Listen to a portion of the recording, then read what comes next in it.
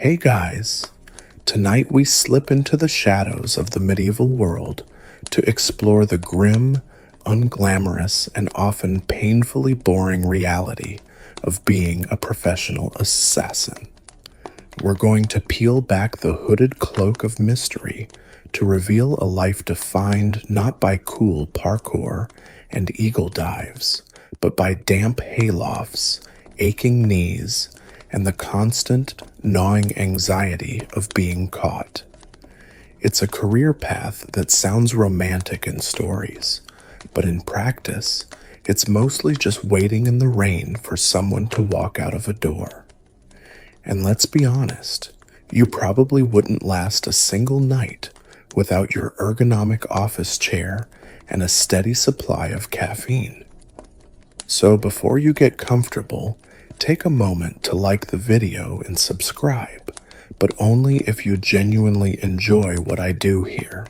And let me know in the comments where you're tuning in from and what time it is for you.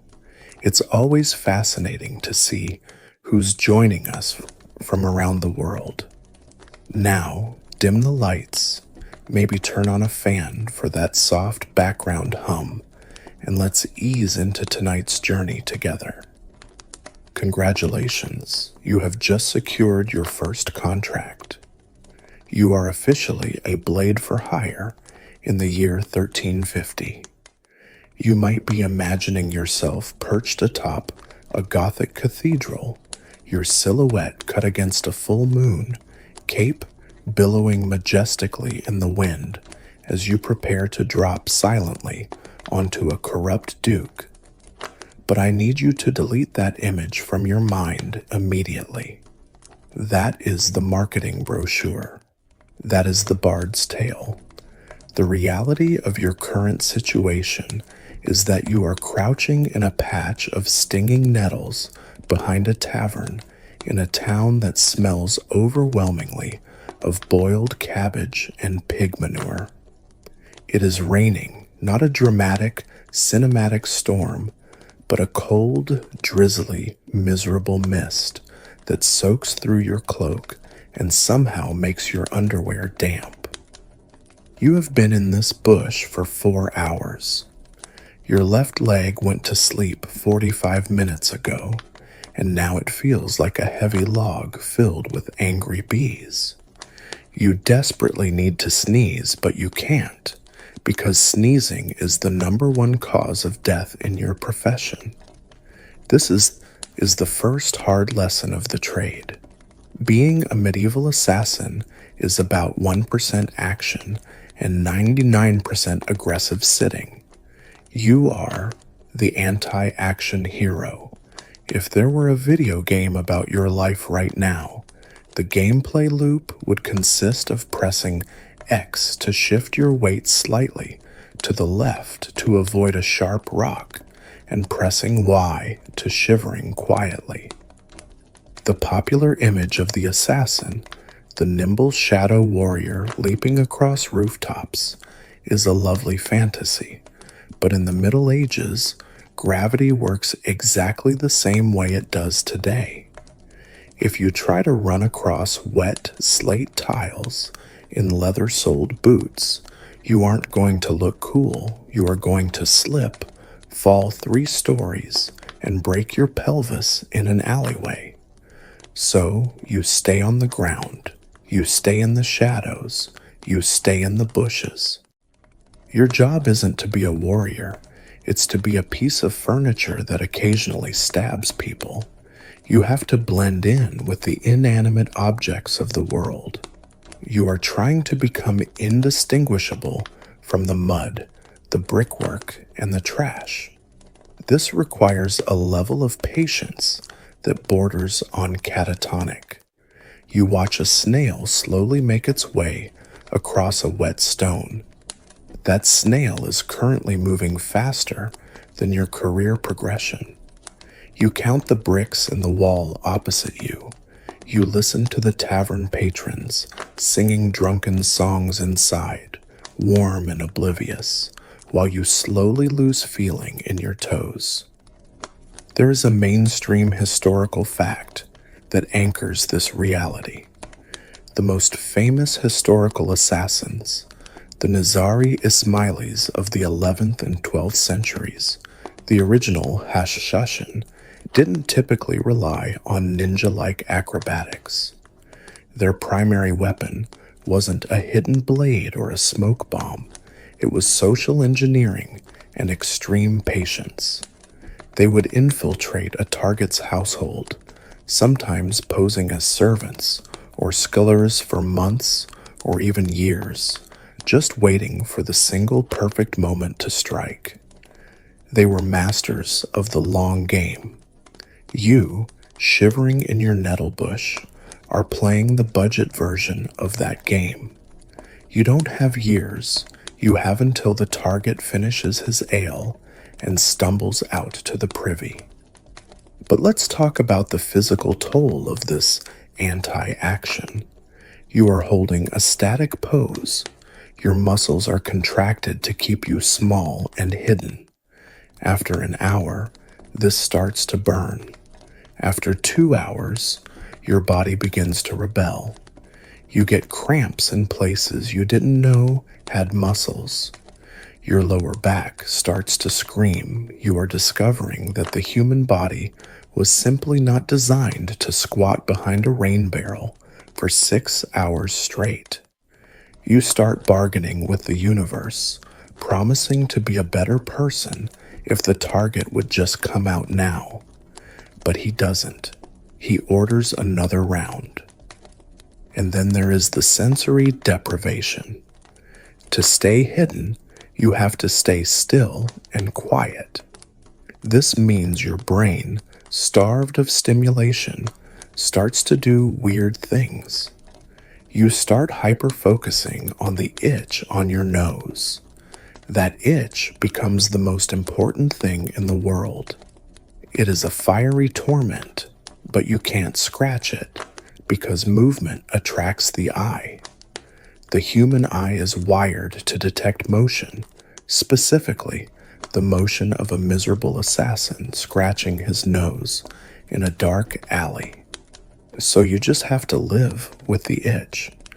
It is a battle of will between you and your own nervous system.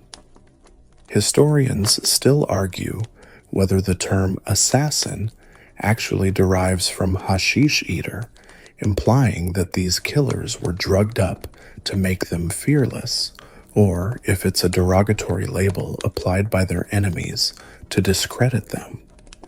Some scholars suggest it actually comes from asasiyun, meaning people who are faithful to the foundation. But right now, as you crouch in the mud, you don't care about etymology. You would happily eat some hashish, or a turnip, or a handful of gravel if it would distract you from the fact that a stray dog has just wandered into the alley and is sniffing suspiciously at your hiding spot. This dog is a major tactical problem. In the stories, the assassin has a mystical bond with animals.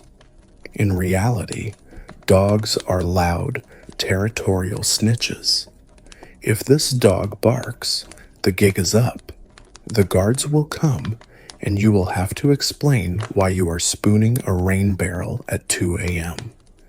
You have to make a split-second decision. Do you try to befriend the dog with a piece of dried meat from your pouch, risking the movement? Or do you stare the dog down and hope it gets bored? You choose the stare. The dog looks at you. You look at the dog. The dog lifts its leg and pees on the bush next to you. It loses interest and trots away. You let out a breath you didn't know you were holding, which immediately turns into a cloud of white steam in the cold air, revealing your position to anyone looking closely. Thankfully, no one is. This is the glamour of the profession. It is indignity after indignity. You are cold, you are wet, you are cramping, and you have almost been exposed by a street mutt. You check your equipment for the 10th time. Your dagger is cold against your hip. Your leather gloves are soaked through, making your grip slippery.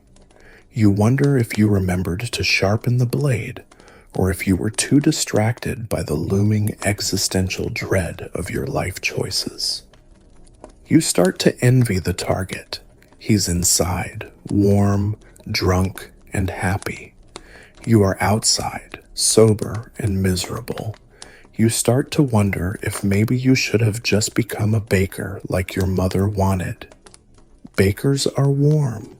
Bakers smell like yeast and honey. You smell like wet wool and regret.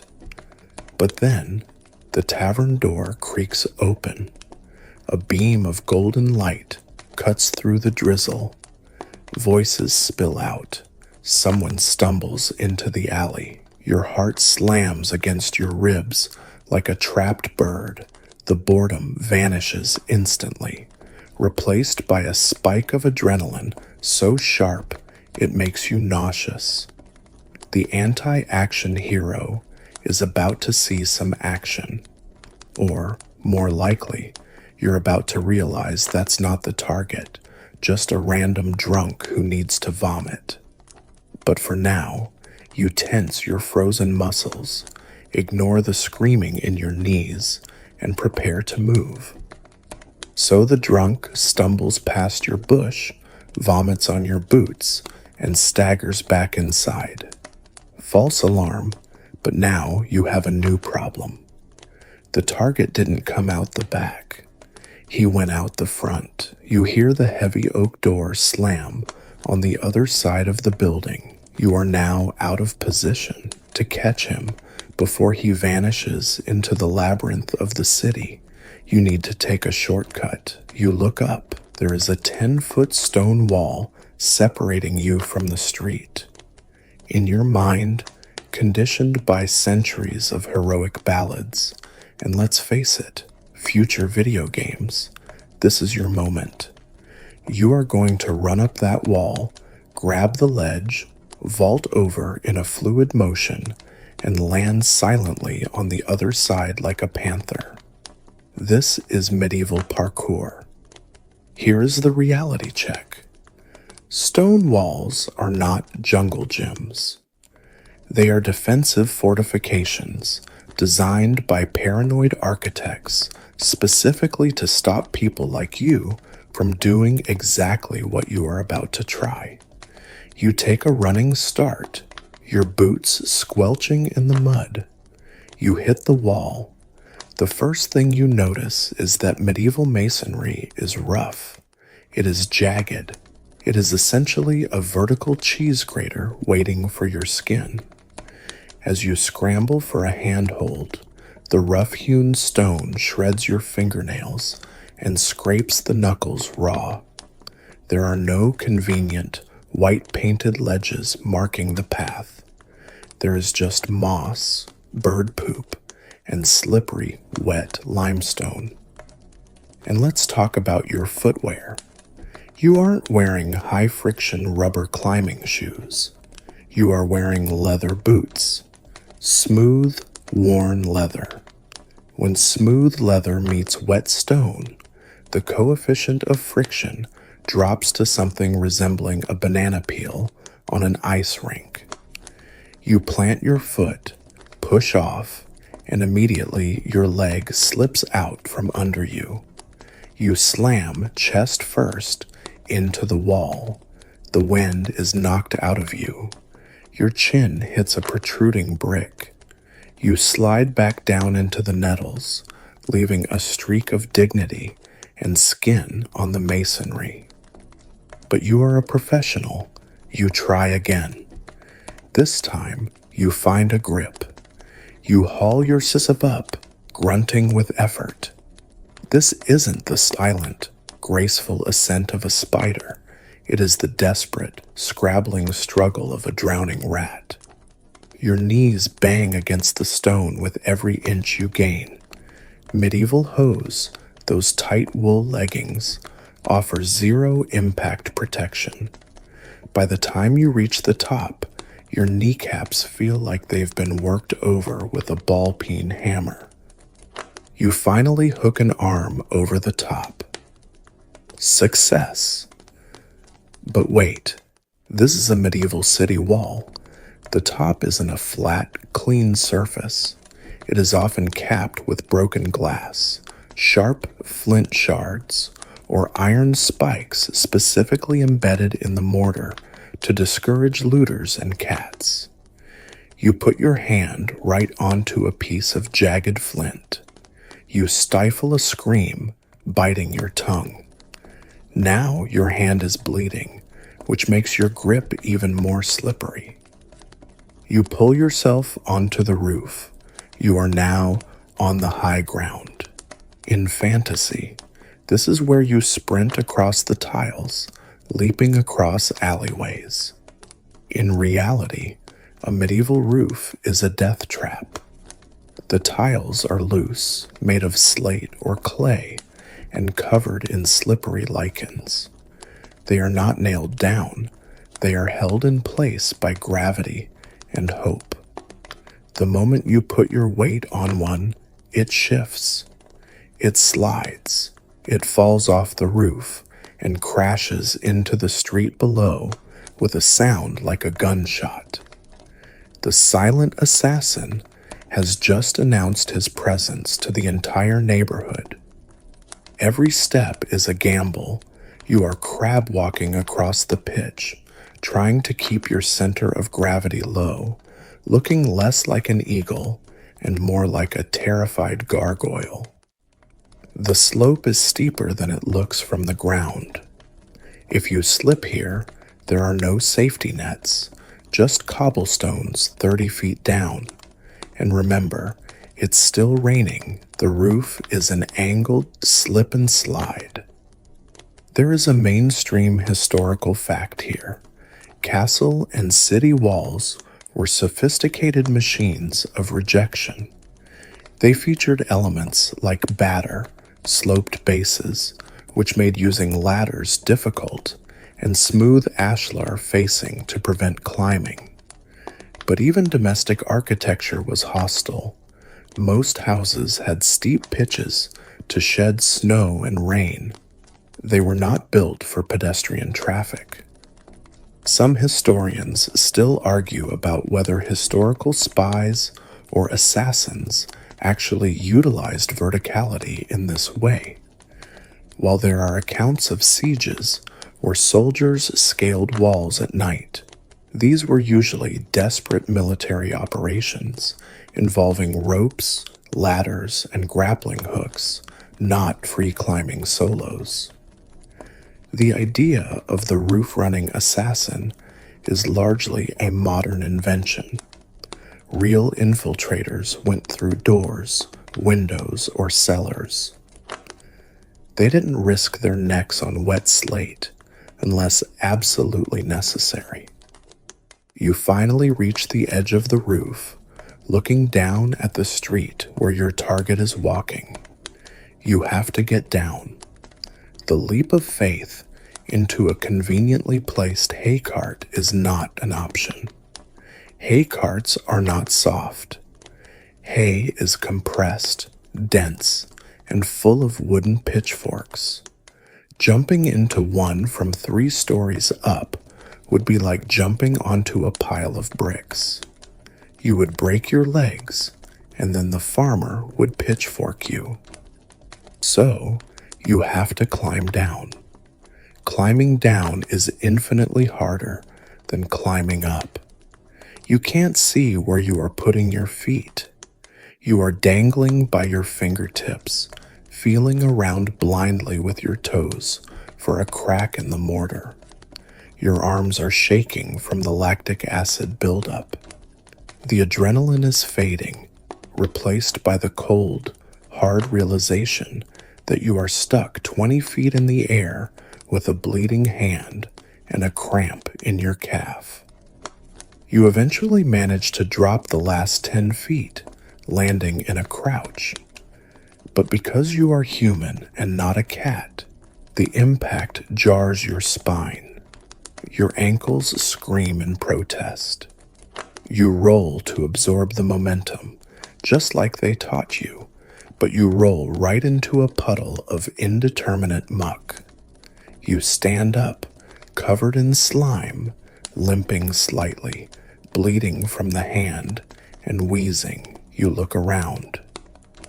The target is gone. He turned the corner 5 minutes ago while you were playing Spider-Man on the roof. You realize then that parkour is a lie. The city is not a playground. It is an obstacle course designed to break you. The most effective way to traverse a medieval city isn't over the roofs. It's walking down the street like a normal person, maybe wearing a fake mustache. But you're committed now. You limp after the target, vowing that next time you'll just bribe the doorman.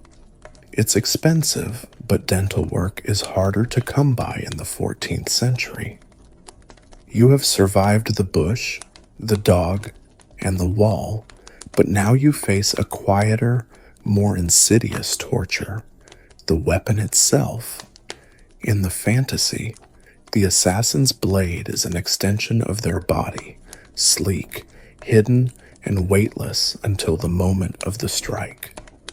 In reality, carrying a lethal piece of iron strapped to your body while trying to look casual is an ergonomic nightmare.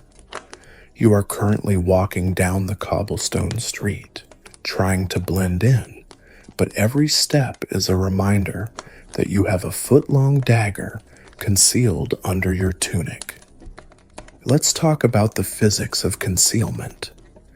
To hide a weapon effectively, it needs to be flush against the body so it doesn't create a suspicious bulge. But the human body curves, and metal does not.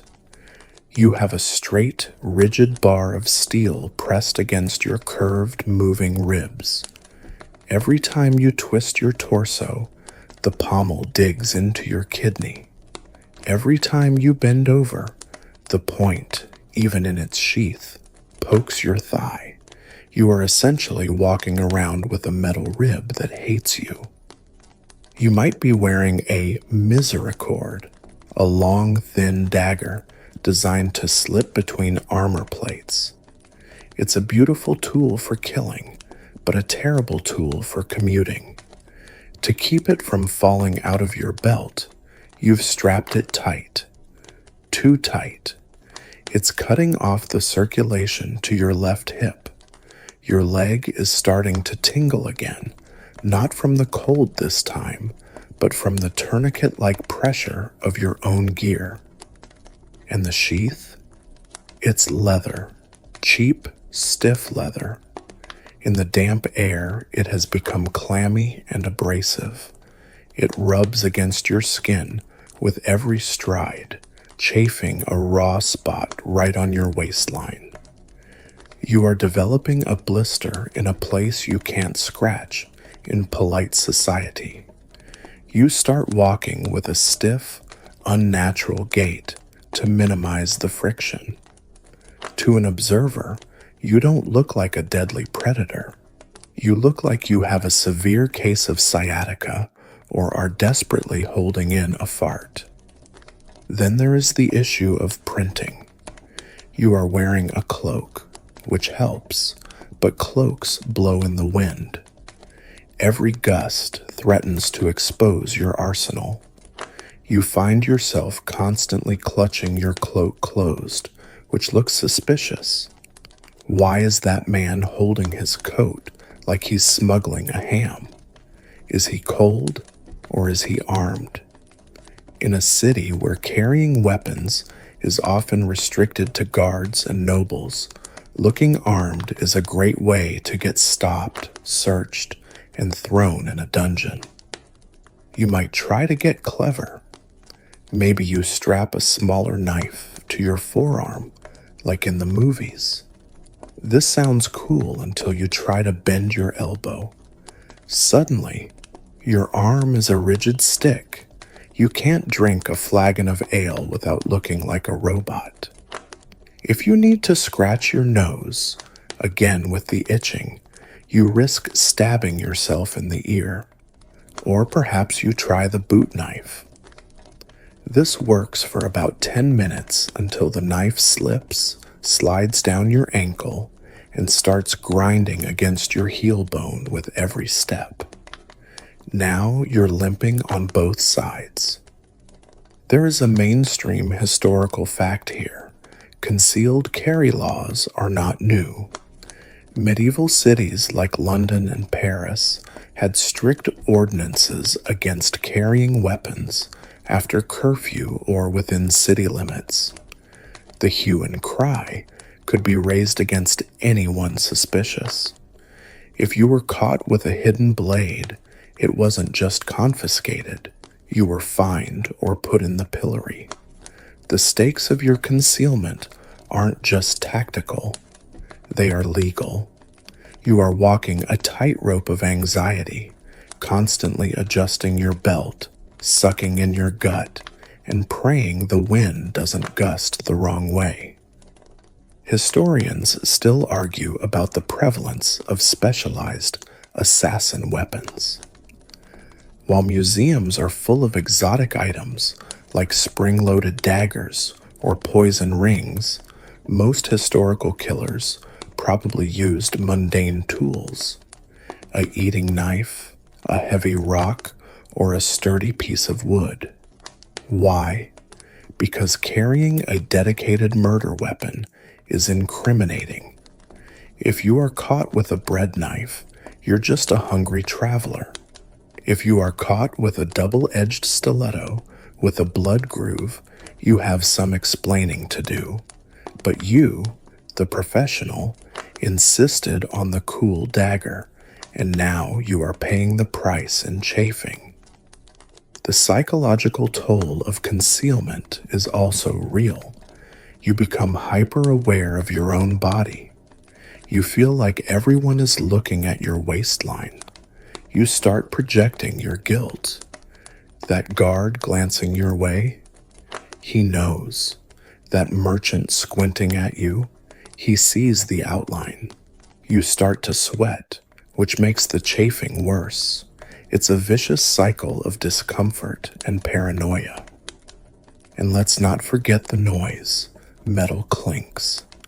If you have more than one weapon, or if your dagger hits your belt buckle, it makes a sound. Clink, clink. In a quiet alley, it sounds like a church bell. You find yourself wrapping your gear in rags to silence it, adding more bulk and heat to your ensemble. Now you look lumpy and you're overheating. You finally spot the target again. He's stopped at a stall to buy a roasted apple. You need to move in.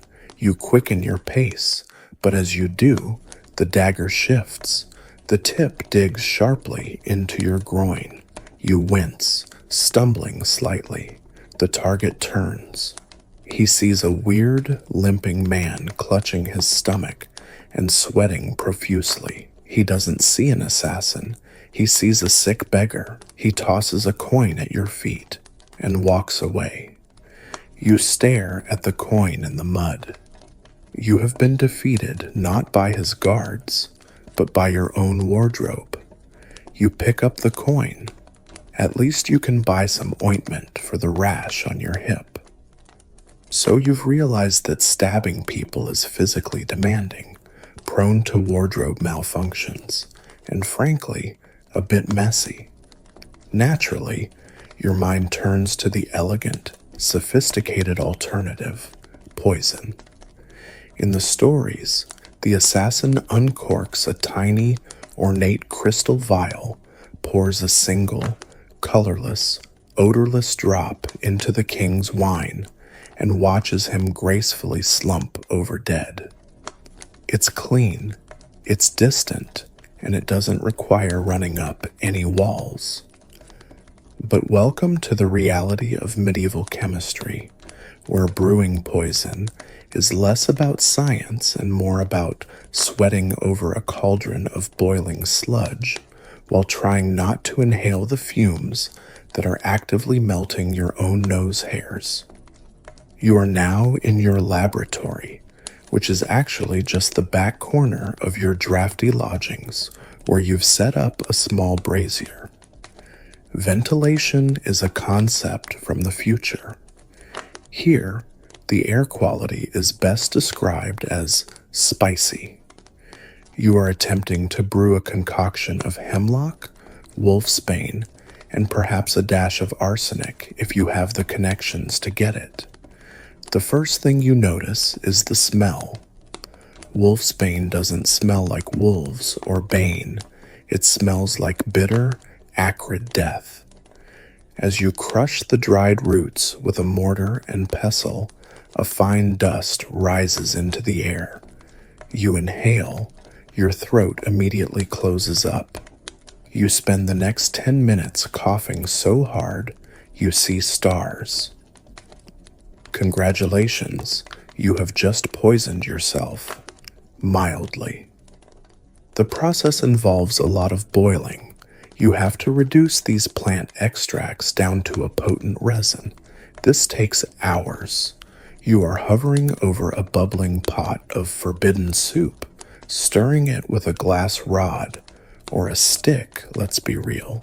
Eyes watering, stomach churning. The fumes cling to everything. Your clothes, your hair, your bed sheets. Everything smells like a chemical fire in a compost heap. If you walk outside, people will give you a wide berth, not because you look scary, but because you smell like a walking plague pit. And then there is the danger of cross-contamination. In a modern lab, you'd have gloves, goggles, and safety protocols. Here, you have a rag tied around your face and a prayer to St. Jude. You have to be terrified of everything you touch. Did a drop of the concentrate splash onto the table? If you put your bread down there later and eat it, you're dead. Did you wipe your brow with the hand that held the hemlock root? Dead. Did you forget to wash the spoon before stirring your tea? Dead. You are living in a constant state of high stakes. The floor is lava, except the lava is invisible and it's on your hands. There is a mainstream historical fact that makes this even trickier. The odorless, colorless, and tasteless poison is largely a myth in this era. Most lethal plant alkaloids are incredibly bitter. If you pour your hemlock reduction into the target's wine, it's going to turn the vintage Bordeaux a murky brown and make it taste like battery acid. The target takes one sip, spits it out, and screams, "Poison!" Now you have wasted 3 days brewing this sludge, and your target is still alive and very angry. You need to mask the taste. This means mixing it with strong spices, heavy garlic, or extremely sweet honey. You aren't just a chemist. You have to be a master chef of death, trying to balance the flavor profile of lethal nightshade with nutmeg. Historians still argue about the sophistication of medieval toxicology.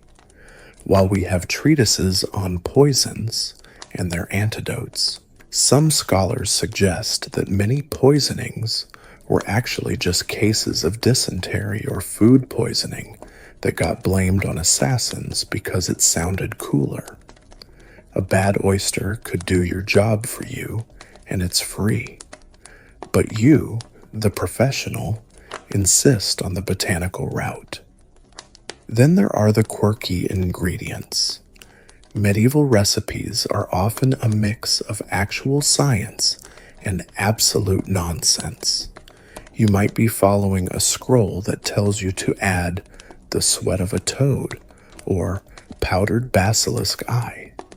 Since basilisks don't exist, you improvise with a lizard you found. Does the lizard add toxicity? No. Does it add texture? Yes, a gritty, unpleasant texture. You are essentially making a smoothie of weeds and reptile parts. And let's talk about the antidote anxiety.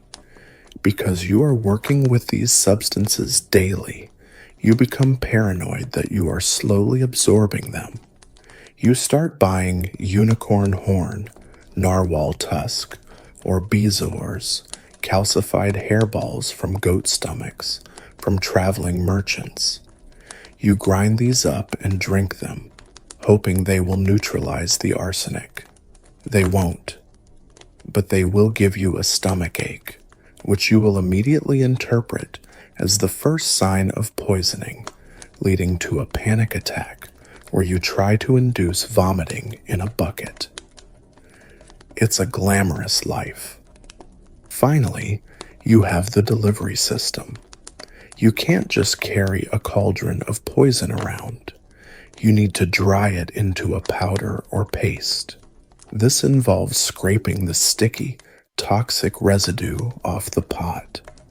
It gets under your fingernails. It stains your skin a suspicious yellow. You look like you have jaundice. When you finally have your little packet of death powder, you have to hide it. If it's in your pocket and it breaks, well, we've covered the absorption issue. So, you finish your brewing session.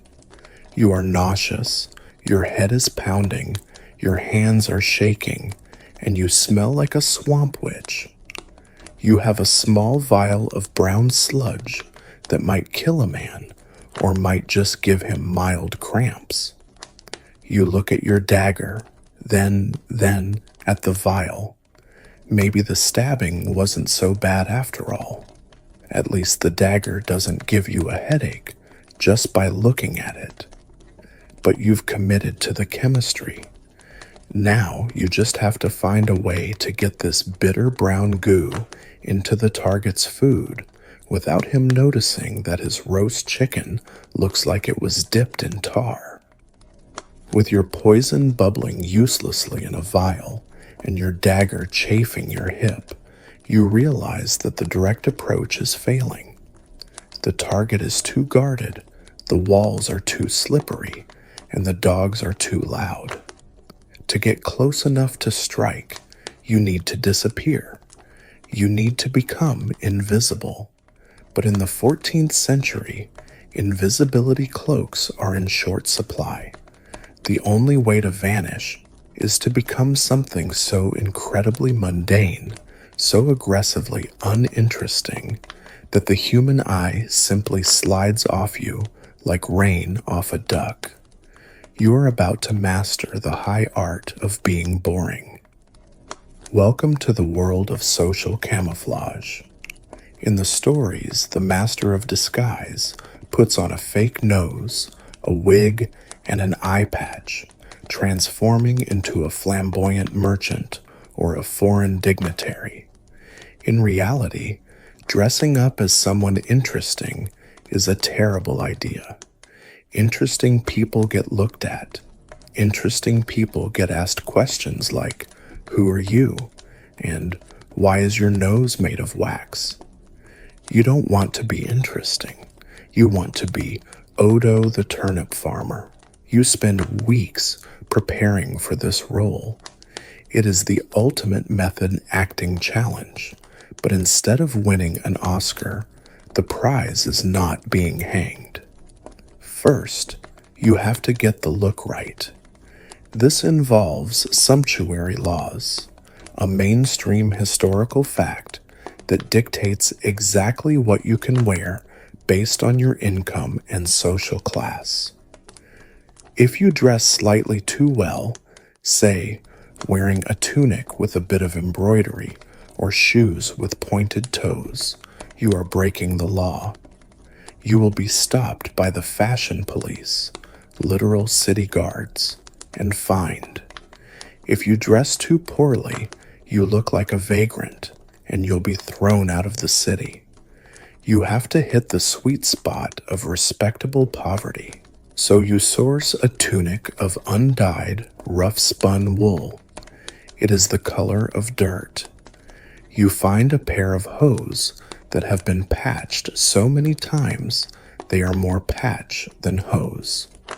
You stop washing your face, which, as we've established, you weren't doing anyway, to let a natural layer of road dust accumulate.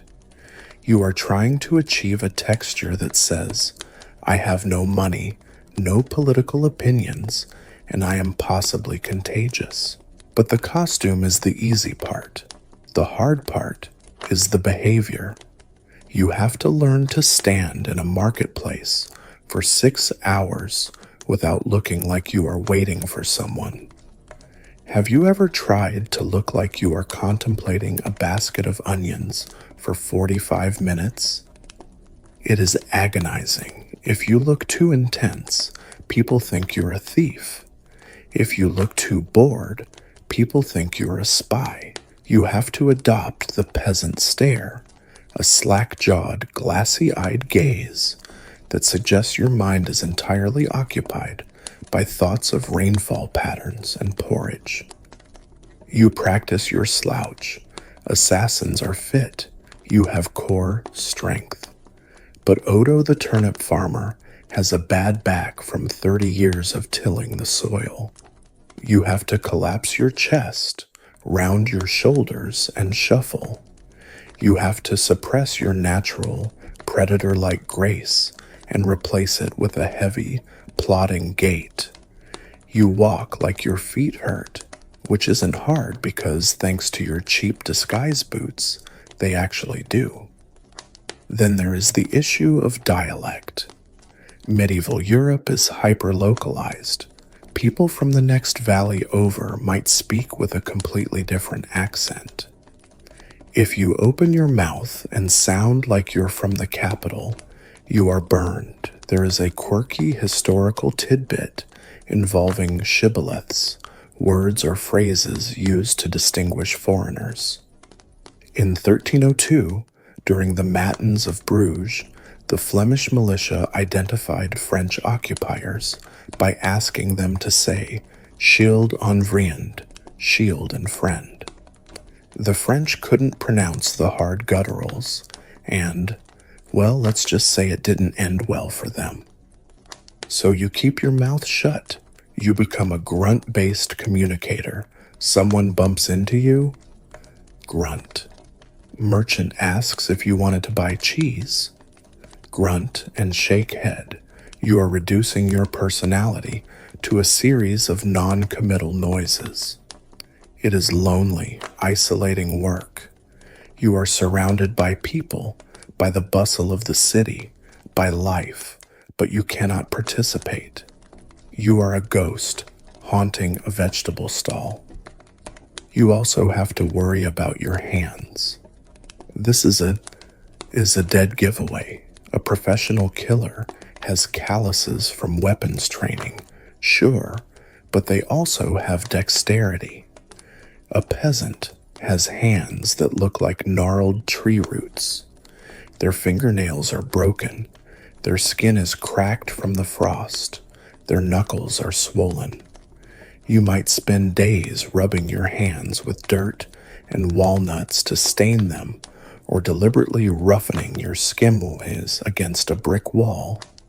If a guard asks to see your hands and they look soft and moisturized, you are in big trouble. Soft hands is practically a confession of guilt. Historians still argue about the extent to which assassins actually used elaborate disguises versus simply relying on the anonymity of the crowd. Some sources suggest that the disguise was often just a matter of confidence, walking where you weren't supposed to with enough purpose that no one questioned you. But for you, the risk is too high. You commit to the bit. The problem with being Odo is that Odo is invisible to the point of danger. People bump into you and don't apologize. Carts splash mud on you. You are essentially scenery. Yesterday, a stray dog peed on you, and today, a housewife emptied a bucket of dishwater out of a second-story window, and it landed directly on your head. You couldn't dodge it, because Odo doesn't have the reflexes of a ninja. Odo just stands there and takes it. You have to wipe the greasy water from your eyes, sigh, and keep staring at the onions. If you had reacted with a lightning-fast dodge, you would have broken character. So now you are wet, you smell like old soup, and your dignity is non-existent. You spend days just watching the target's house. You learn his schedule. You learn that he likes to leave at 9 o'clock a.m., that he buys bread from the baker on the corner, and that he has a slight limp in his left leg.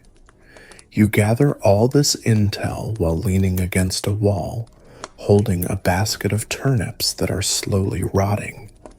The smell of decomposing root vegetables becomes your new cologne. And the boredom, my God, the boredom. Your mind starts to eat itself. You start naming the turnips. That big one is King Edward. The lumpy one is the Pope. You start inventing backstories for the random passers-by. You compose epic poems in your head. You count the number of cobblestones in the square, 382. You are desperate for stimulation, but you must remain an inert lump of beige humanity. But then, it happens. The target walks right past you. He is so close you could reach out and touch him.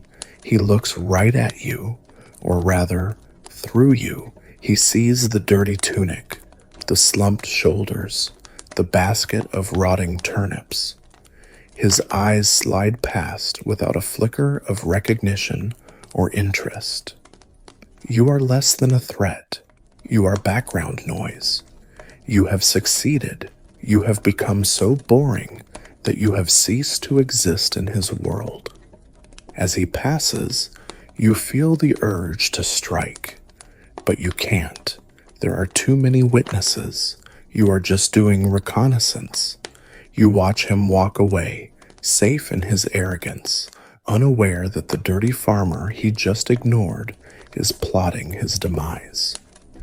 You let out a grunt, shift your weight, and prepare for another 6 hours of standing still. You have mastered the art of being boring, and it is the most exhausting thing you have ever done. But at least you didn't have to climb a wall. So, Odo the turnip farmer has retired. You have successfully tracked the target from the market, trailing him with your best "I am a harmless vegetable enthusiast" shuffle all the way to a secluded manor house on the edge of town. This is it, the infiltration phase.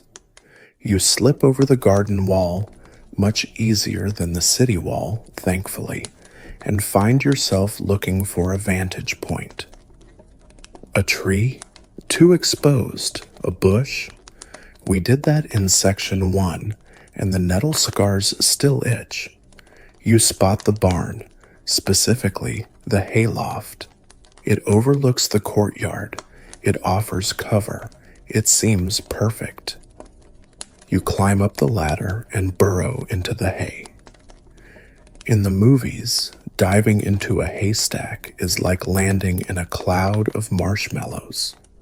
In reality, hay is dried, stiff grass. It is essentially a pull of thousands of tiny, golden needles. As you settle in, the stalks find their way into every opening of your clothing. They scratch your neck. They poke your ankles. One particularly ambitious stalk manages to work its way down the back of your tunic and is currently stabbing you in the shoulder blade with the persistence of a tiny, angry spearman. You cannot reach it. You just have to accept it. This is your life now. You are part man, part just dried grass. But the physical discomfort is secondary to the primary torture of the stakeout, the waiting. You arrived here on Thursday night, expecting the target to emerge on Friday morning for his daily ride. It is now Sunday. The target has not left the house. He hasn't even opened a window. You are staring at a wooden door that refuses to open, trapped in a drafty barn with only a family of mice for company. This brings us to a mainstream historical fact that complicates your job: the concept of time. In 1350, people didn't have Google Calendar. They didn't have wristwatches. They lived by canonical hours, matins, lauds, prime, etc., which were rung by church bells. But for the aristocracy, time was a suggestion, not a rule. If the target is a wealthy noble, he doesn't have to get up at dawn to plow the fields. He can sleep until noon. He can spend 4 hours eating breakfast. He can decide that it looks a bit cloudy and cancel his entire day. You, on the other hand, are on the clock, but the clock is broken and you are freezing. You are experiencing the infinite stakeout. Your world has shrunk to the view through a knothole in the barnwood. You watch the sun move across the sky. You watch the shadows lengthen. You watch a spider spin an entire web across the corner of the window. You start to resent the spider. He is productive. He is catching flies. You are catching nothing but a cold. You start to give the spider a performance review in your head. Good symmetry, Dave, but your location strategy is flawed. This is what your brain does when deprived of stimulation for 48 hours. Then there is the dust. Haylofts are dusty. Every time you shift your weight to relieve a cramp, a cloud of fine particulate matter puffs into the air. It coats your throat. It fills your nose. You feel the tickle building, that distinctive, terrifying pre-sneeze sensation. You panic. If you sneeze, the guards below, who are currently playing dice and drinking ale, will look up. They will come up the ladder with pitchforks. Pitchforks are very sharp, so you have to suppress the sneeze. You press your tongue to the roof of your mouth. You pinch your nose. You make a weird, strangled squeaking noise that sounds like a dying mouse. The guard pauses. "Did you hear that?" his friend asks. "Just rats," the first one says. You exhale. You are safe. But the dust is still there, waiting. Historians still argue about the practicalities of medieval espionage and surveillance. How much could you actually see? Without binoculars or telescopes, which wouldn't be invented for centuries, you are limited to your naked eye. If the target stands in the shadows of his room, you can't see him. If he's wearing a different cloak, you might misidentify him. There are records of assassination attempts failing simply because the killer stabbed the wrong guy who happened to be wearing a similar hat. So you are straining your eyes, squinting through the gloom, terrified that you might accidentally murder the butler. And let's talk about food. You can't leave to get a sandwich. You have to bring your rations with you, but you can't bring anything that smells, no roast chicken, or anything that crunches, no apples. You are likely subsisting on hardtack, a biscuit so dry and hard it is basically a sedimentary rock made of flour. Eating it is a tactical operation. You have to soak it in your own saliva for 10 minutes just to soften it enough to bite without making a crunch that echoes across the courtyard. You gnaw on it silently, like a sad beaver. The temperature in the loft fluctuates wildly. During the day, the sun beats down on the roof, turning the barn into an oven. You sweat into your wool armor. The hay sticks to your wet skin. Then, as soon as the sun sets, the temperature plummets. The barn is drafty. It's designed to ventilate the hay to prevent mold, so the wind whistles right through the slats. You go from heat stroke to hypothermia in the span of 3 hours. You wrap your cloak tighter, pulling the scratchy wool over your nose, wishing you were back in the nettle bush. At least the nettle bush had consistent ventilation. There is a quirky fringe danger you might not have considered: spontaneous combustion. Wet hay, if packed too tightly, generates heat as it decomposes. It can get hot enough to catch fire. You are lying on a potential bomb. You catch a whiff of something acrid. Is that smoke? Or just the smell of the horses below? You spend an hour sniffing the air in a panic, imagining going out not in a blaze of glory, but in a blaze of farm equipment. You also start to lose your grip on reality. Sleep deprivation kicks in. You drift in and out of micro naps. You start hallucinating. Did the door move? No, it's just the wind. Is that the target? No, it's a goat. You start having profound philosophical conversations with the mice. You name one of them Sir Squeaks-a-Lot and appoint him your squire. You realize you haven't spoken out loud in 3 days.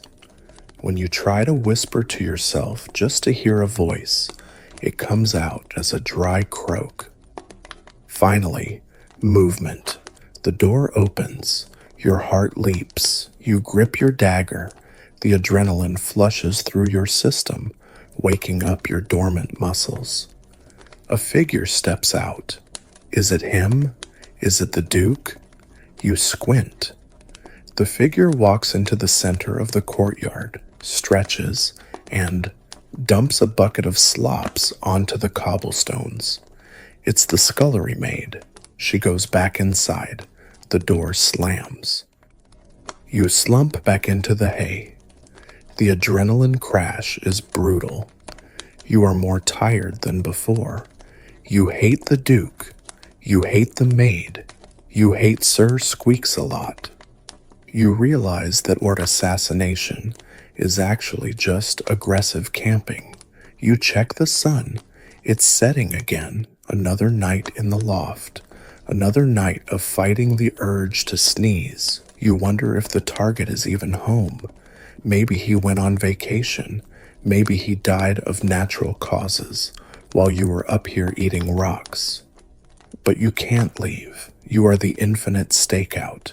And as the moon rises, casting long, spooky shadows through the slats, you realize you have a new problem, a biological problem. You drank a lot of water from your skin yesterday to stay hydrated in the heat, and now gravity is calling. So you are stuck in the hayloft.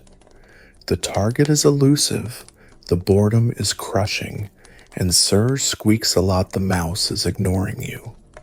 But suddenly, all of these problems fade into the background, replaced by a singular, pulsating urgency centered in your lower abdomen.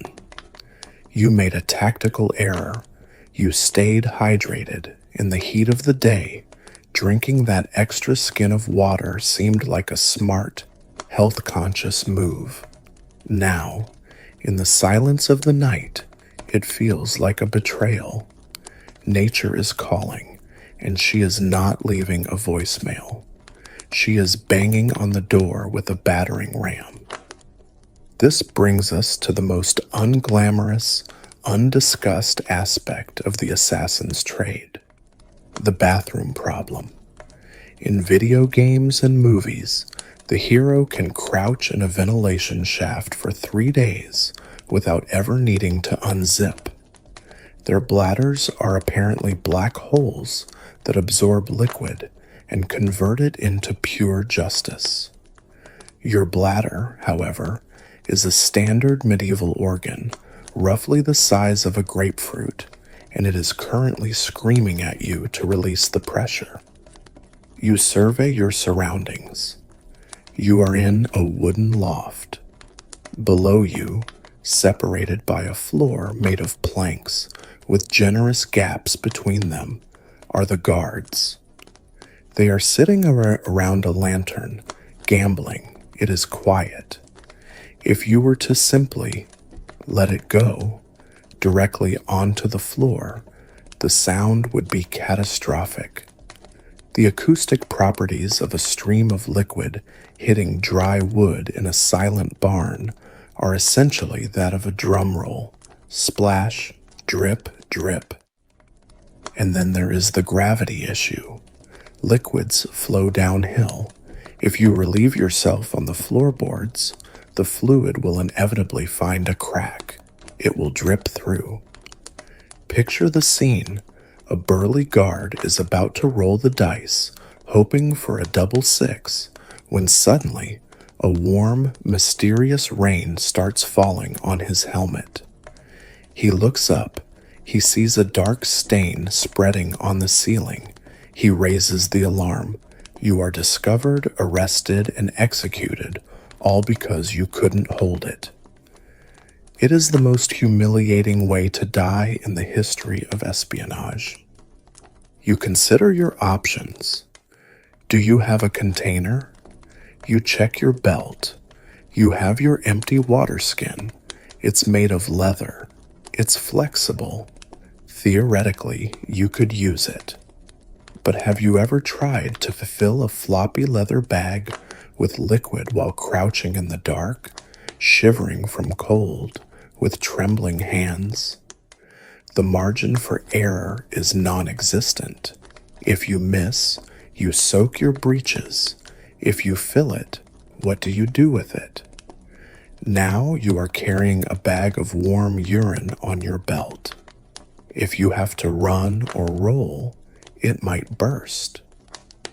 The thought of being covered in your own waste while fighting a duel is enough to make you reconsider the career of a turnip farmer. This situation highlights a mainstream historical fact. Medieval sanitation was actually quite clever for the rich. The target inside the manor house likely has access to a garderobe. This is a small room built into the thickness of the castle wall, featuring a stone or wooden seat with a hole that opens directly into a chute. The waste falls down the side of the castle and into the moat or a cesspit. It's a gravity-fed flush toilet. The target is sitting comfortably, reading a scroll, letting gravity do the work. You, meanwhile, are envying a man for his hole in the floor. You could try the corner method. You crawl to the far corner of the loft, away from the guards. You hope there are no cracks there, but as you move, the pressure intensifies. The kidney shimmy, that frantic, wiggling dance you do to distract yourself from the urge, is becoming uncontrollable. You are vibrating. You are sweating. Your focus is entirely gone. If the target walked out right now, you wouldn't stab him. You'd ask to use his bathroom. Historians still argue about the privacy norms regarding bodily functions in this era. Some suggest that medieval people were far less prudish than we are, urinating in public streets or semi-open spaces without much shame. There are illuminations of people relieving themselves in gardens while chatting with friends. But that applies to normal people, not secret assassins hiding in enemy territory. For you, privacy is survival. If anyone sees or hears you, the mission fails. There is also a quirky, fringe utility to what you are holding in. In the Middle Ages, urine was a valuable commodity. It is rich in ammonia. It was used by fullers to clean wool by stomping on it in vats of urine, by tanners to cure leather, and even by alchemists trying to make gold or gunpowder. In a different context, you are a walking factory of industrial chemicals. You could sell what's in your bladder for a penny. But right now, you would pay 100 gold crowns just to be empty. The pain is becoming sharp now. You have to make a choice. You can't leave the loft. You can't use the floor. You can't risk the water skin. You look at the hay. The hay is absorbent. It is deep. If you can burrow a little hole, create a sort of nest within the nest, maybe the straw will muffle the sound and soak up the evidence. You carefully, silently dig a small pit in the haystack. You position yourself. You pray to Saint Erasmus, the patron saint of abdominal pain. You release the valve. The relief is instantaneous and overwhelming. It is a spiritual experience.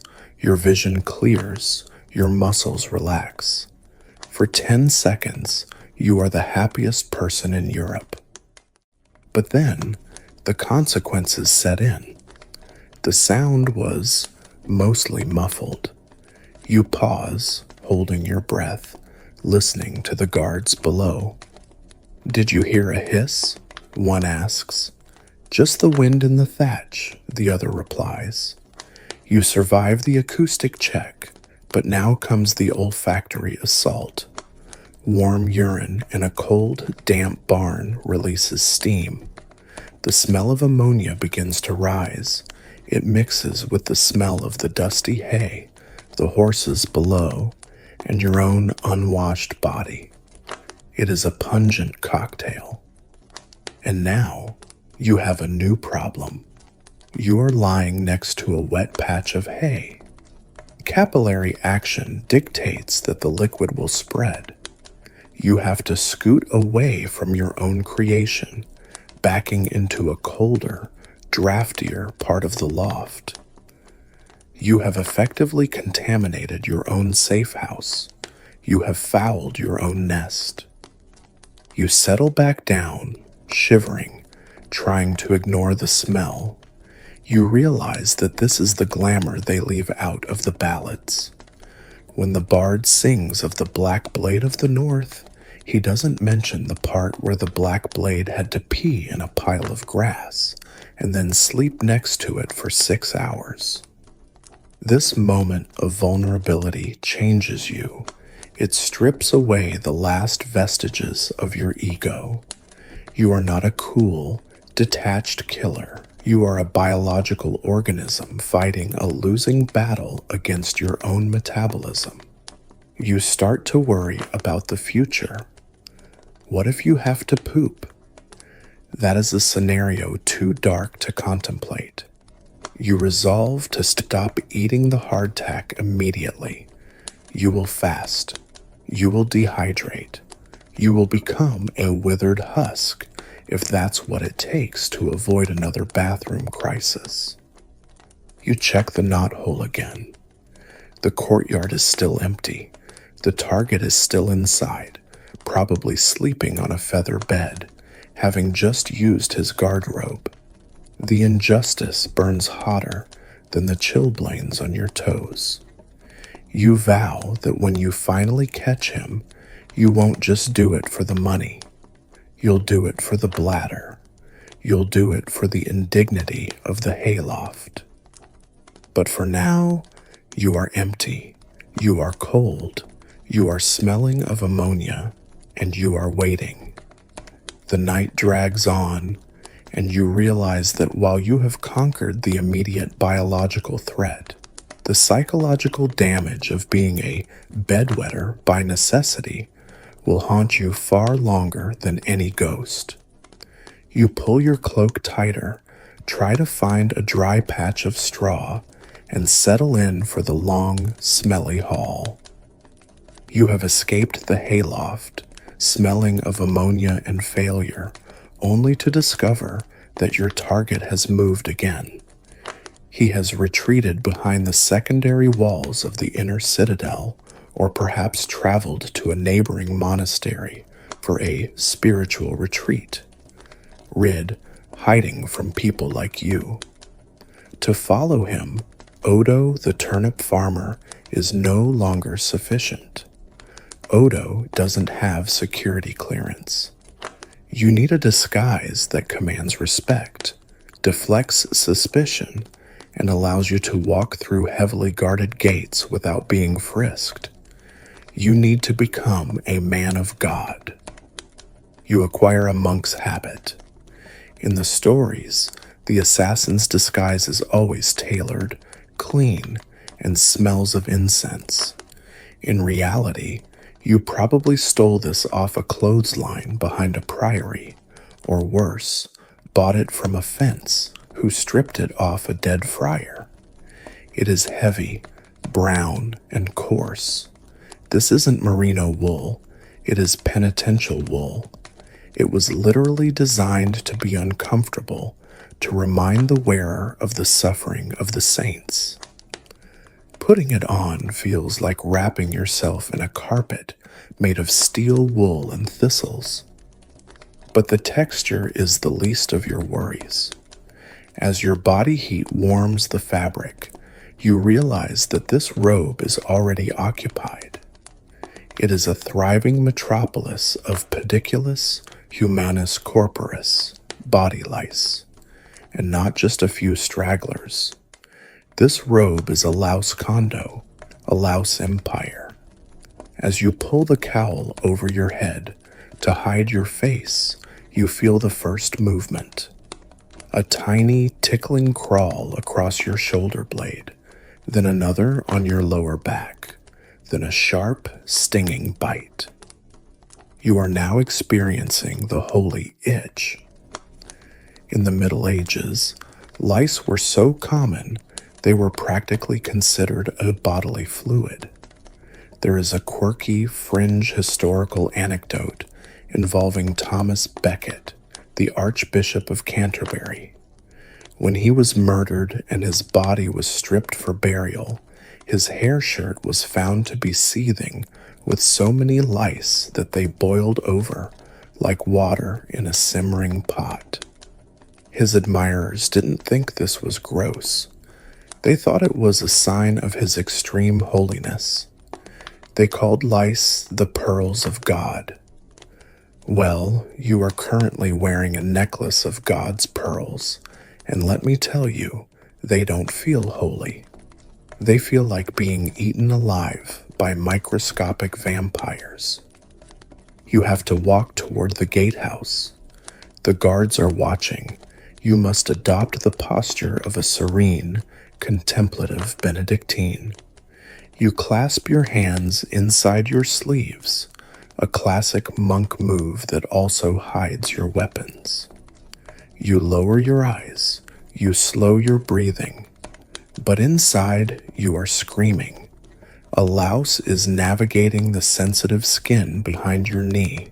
Another is exploring your armpit. The urge to drop to the ground and writhe like a dog with mange is overwhelming.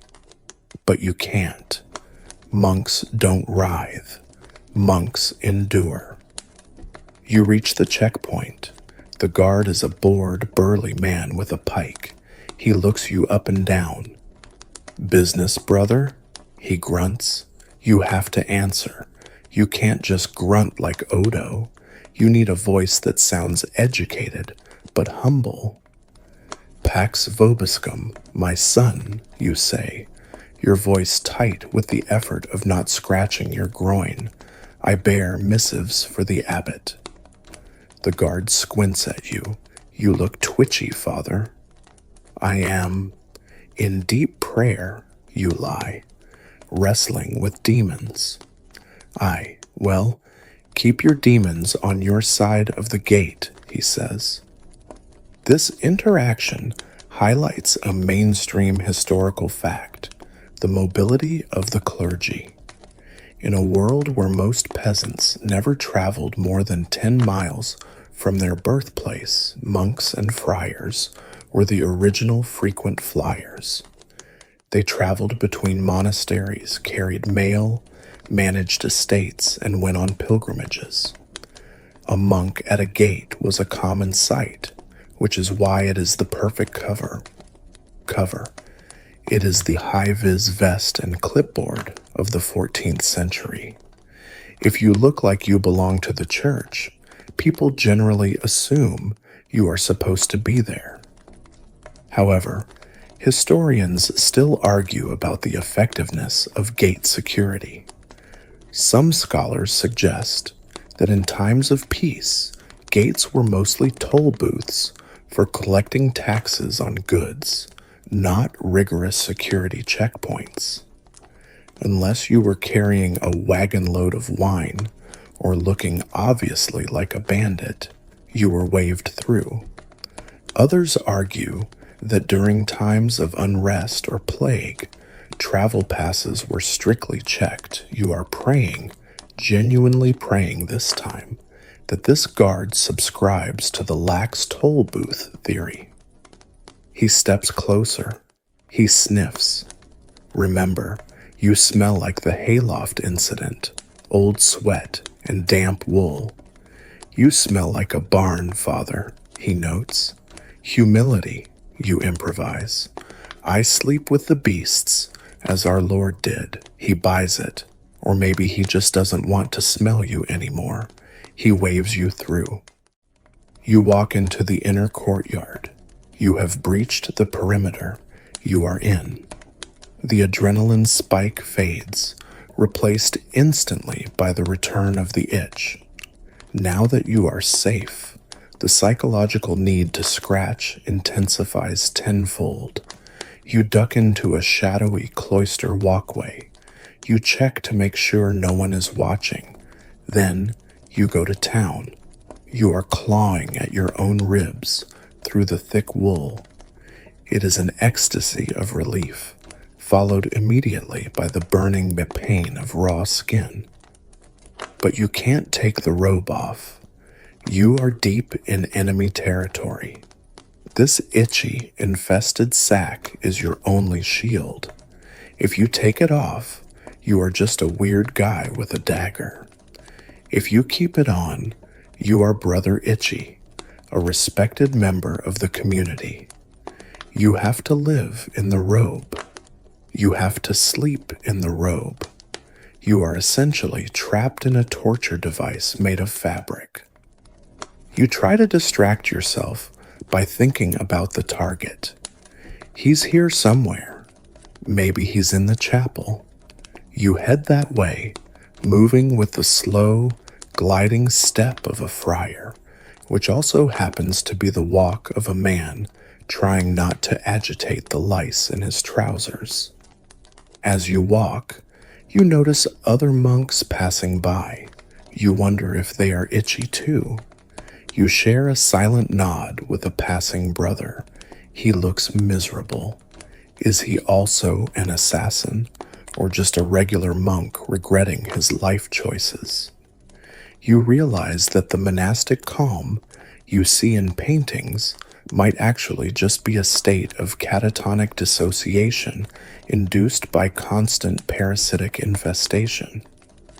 You reach the chapel doors. You have to go in. It's quiet. It's holy. You can't scratch in there. You take a deep breath, inhaling the scent of incense which blissfully masks your own odor, and prepare to enter. You have infiltrated the sanctuary, but you have brought a legion of tiny, biting stowaways with you. You are a Trojan horse, but instead of Greek soldiers, you are full of bugs. And as you kneel in the back pew, pretending to pray while scanning the room for the Duke, you realize a horrible truth. The lice are migrating. They are moving from the robe to your underlayers. They are colonizing you. You are no longer wearing the disguise. You have become the disguise. You are a walking ecosystem, and you still haven't found the guy. You close your eyes, offer up a silent plea for a bath and a bottle of strong vinegar, and try to focus. But it's hard to plan a murder when your back feels like it's on fire. You decide that if you ever catch this Duke, you're not just going to kill him, you're going to hug him first. A long, tight hug. Because misery loves company, and you have plenty of pearls of God to share. After surviving the gate guards and establishing your cover as Brother Itchy, your stomach decides to join the chorus of your bodily complaints. It growls, and in the silent acoustic perfection of a stone chapel, a stomach growl sounds less like a hungry human and more like a demonic possession event. You realize you haven't eaten anything substantial since the hardtack in the hayloft. You are running on adrenaline and lice bites. Fortunately, being a fake monk comes with one major perk: access to the refectory. You follow the other brothers to the dining hall. The smell hits you first: roasted meat, heavy bread, and spiced wine. Under normal circumstances, this would be heaven. But you are an assassin. You have spent the last week studying the lethal properties of common plants. You know exactly how easy it is to turn a delicious beef stew into a bowl of liquid organ failure. And because you are a professional, you assume that everyone else knows this too. Welcome to the paradox of the assassin's diet.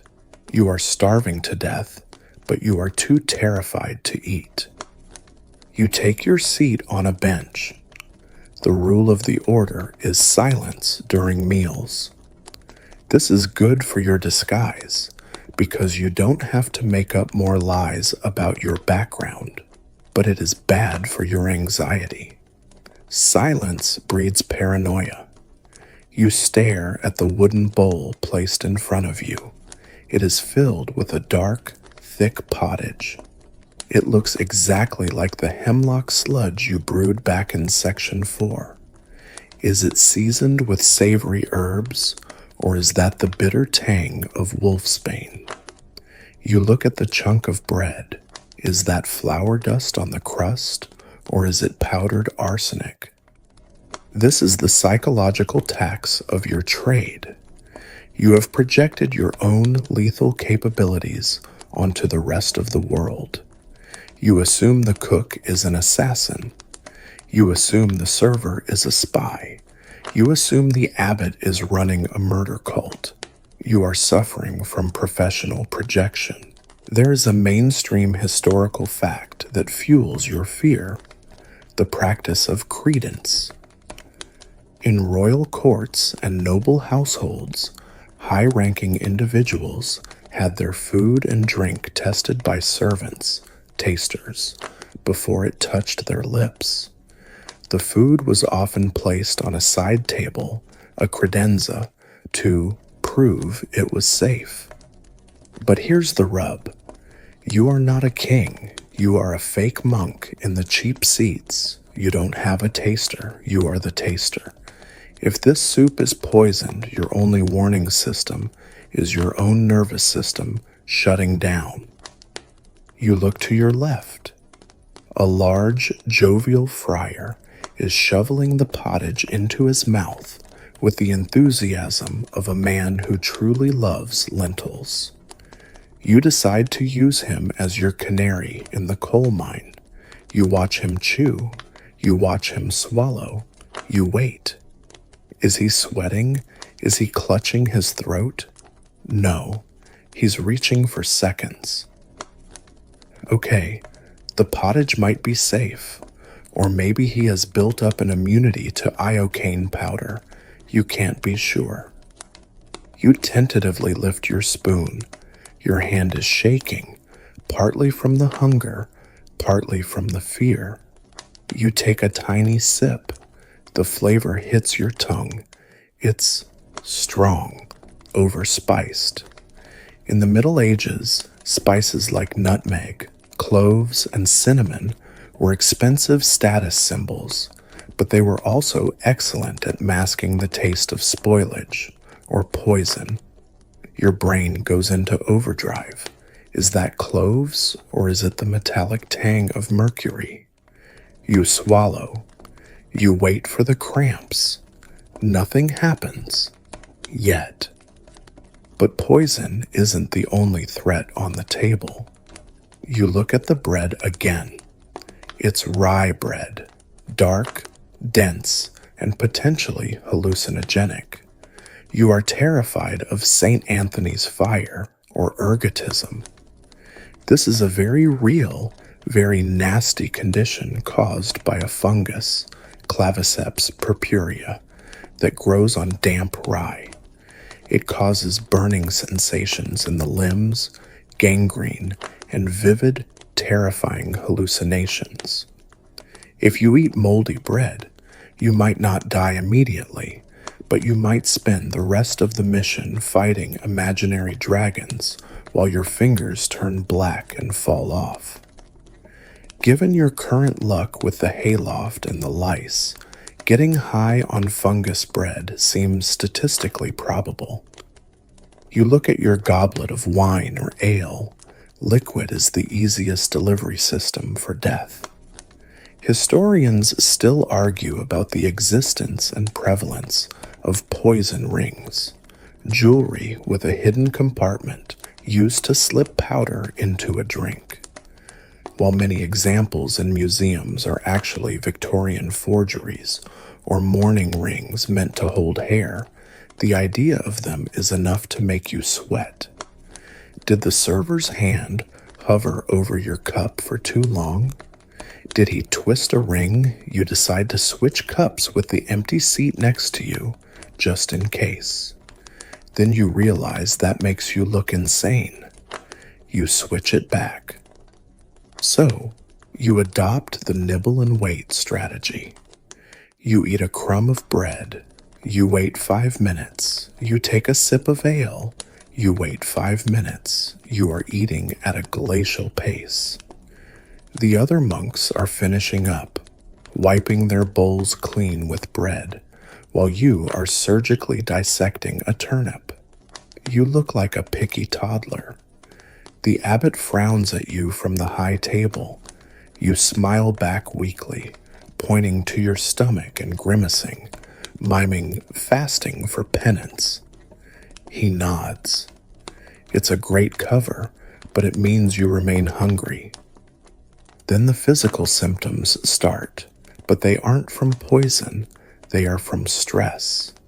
Your stomach knots up, you feel nauseous, you break out in a cold sweat. This is the nocebo effect, the opposite of the placebo effect. You believe you are being poisoned, so your body mimics the symptoms of poisoning. You feel a cramp. This is it, you think. The end. You mentally write your will. Item 1. My dagger to whoever can pull it out of my cold, stiff belt. Item 2. My lice to the Duke. But the cramp passes. It was just gas. Indigestion is the assassin's constant companion. You are living in a state of high cortisol, eating irregular meals of questionable quality, and constantly swallowing your own fear. Of course your stomach hurts. You are a walking ulcer.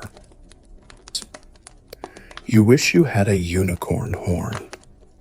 In medieval inventories, the horns of unicorns, actually narwhal tusks sold by Vikings, were prized for their magical ability to detect poison. It was believed that if you touched a unicorn horn to poisoned food, it would sweat or change color. Rich nobles had cups made of alicorn. If you had one, you could just dip it in your soup and relax. But a unicorn horn costs more than the entire monastery. You have to settle for your own paranoia. As the meal ends, you have managed to consume about 4 spoonfuls of soup and half a crust of bread. You are still hungry, but the immediate fear of death has subsided slightly. You didn't die. The large friar next to you didn't die. The only casualty was your dignity as you flinched when the server refilled your water jug. You stand up for the closing prayer. You feel lightheaded. Is it the arsenic? No, it's the low blood sugar. You realize that you are in a catch-22. To have the strength to kill the target, you need to eat. But eating carries the risk of being killed. You are trapped in a biological stalemate. You file out of the refectory, your stomach gurgling loudly in the quiet corridor. The lice wake up from their food coma and start biting again. You are tired, hungry, itchy, and paranoid. You realize that you will never enjoy a meal again. Even if you retire, live to be 80, and grow your own vegetables, you will always look at a bowl of soup and wonder, is today the day? But for now, you have survived dinner. You are fueled by a few calories and a lot of anxiety. It's time to get back to work.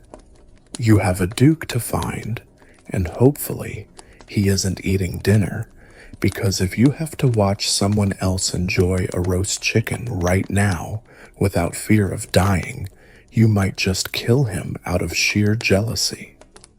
So, you have survived the poisoned soup, which turned out to be just regular, terrible soup, and you have infiltrated the monastery courtyard. But you still haven't reached the Duke. He is holed up in the abbot's private guest quarters, which are located in the high tower. The door to the tower is guarded by 2 men who look significantly more alert than the toll booth operator at the main gate. They have halberds. You have a small knife and a robe full of lice. A frontal assault is out of the question. You circle the base of the tower, looking for a weakness. A window? Too high. A back door? Locked. And then you smell it before you see it. A distinct pungent aroma wafting from a stone archway at the base of the wall. You look down. There is a dark, damp opening where the waste from the tower drains out into a cesspit or the moat. It is the exit chute of the guardrobe, the medieval toilet. And in your desperate, sleep-deprived logic, you realize that every exit is also an entrance, provided you are willing to abandon all self-respect. Welcome to the latrine infiltration. This is a staple of gritty fantasy novels, but in reality, it is a descent, or rather an ascent, into madness. You are about to become a gong farmer, the medieval term for people who dug out cesspits, but you are doing it in reverse, and you are doing it pro bono. You wade into the muck. If this were a movie, the sewer water would be waist deep, but surprisingly clear, perhaps with a little bit of artistically placed moss. In reality, a medieval cesspit is a thick, gelatinous slurry of human waste, kitchen scraps, and whatever else has been thrown down the hole. It creates a suction effect on your boots. Squelch, squelch. The smell is a physical wall. It tastes like copper and sulfur. You pull your monk's cowl up over your nose, but it's useless. The smell is inside your clothes now. It is inside your pores. You reach the chute. It is a vertical stone shaft, perhaps 2 feet wide, slick with centuries of use. You look up. It is pitch black, echoing with the sounds of dripping moisture. This is your stairway to heaven. You have to chimney climb it. You place your back against one side of the slick stone and your feet against the other. You push. You slide down 3 inches. The walls are coated in a layer of bio-slime that has 0 friction coefficient. To make progress, you have to dig your fingers and your boots into the crevices of the masonry. You are literally gripping the waist of the Duke's ancestors to pull yourself up. Every movement dislodges clumps of unidentifiable matter that fall onto your face. You learn very quickly to keep your mouth shut. You are praying to every saint in the calendar that no one decides to use the facilities right now. The term flush doesn't exist yet, but gravity certainly does. If someone up there pulls the metaphorical lever, you are going to experience a brown rain that will haunt your nightmares forever. This brings us to a mainstream historical fact that proves you aren't the only crazy person to try this. The siege of Chateau Gaillard in 1204. This formidable castle, built by Richard the Lionheart, was considered impregnable, but Philip II of France eventually took it. How? According to contemporary chroniclers, a French soldier named Peter the Snubnose led a team up the guard-robe chute into the chapel or the kitchens.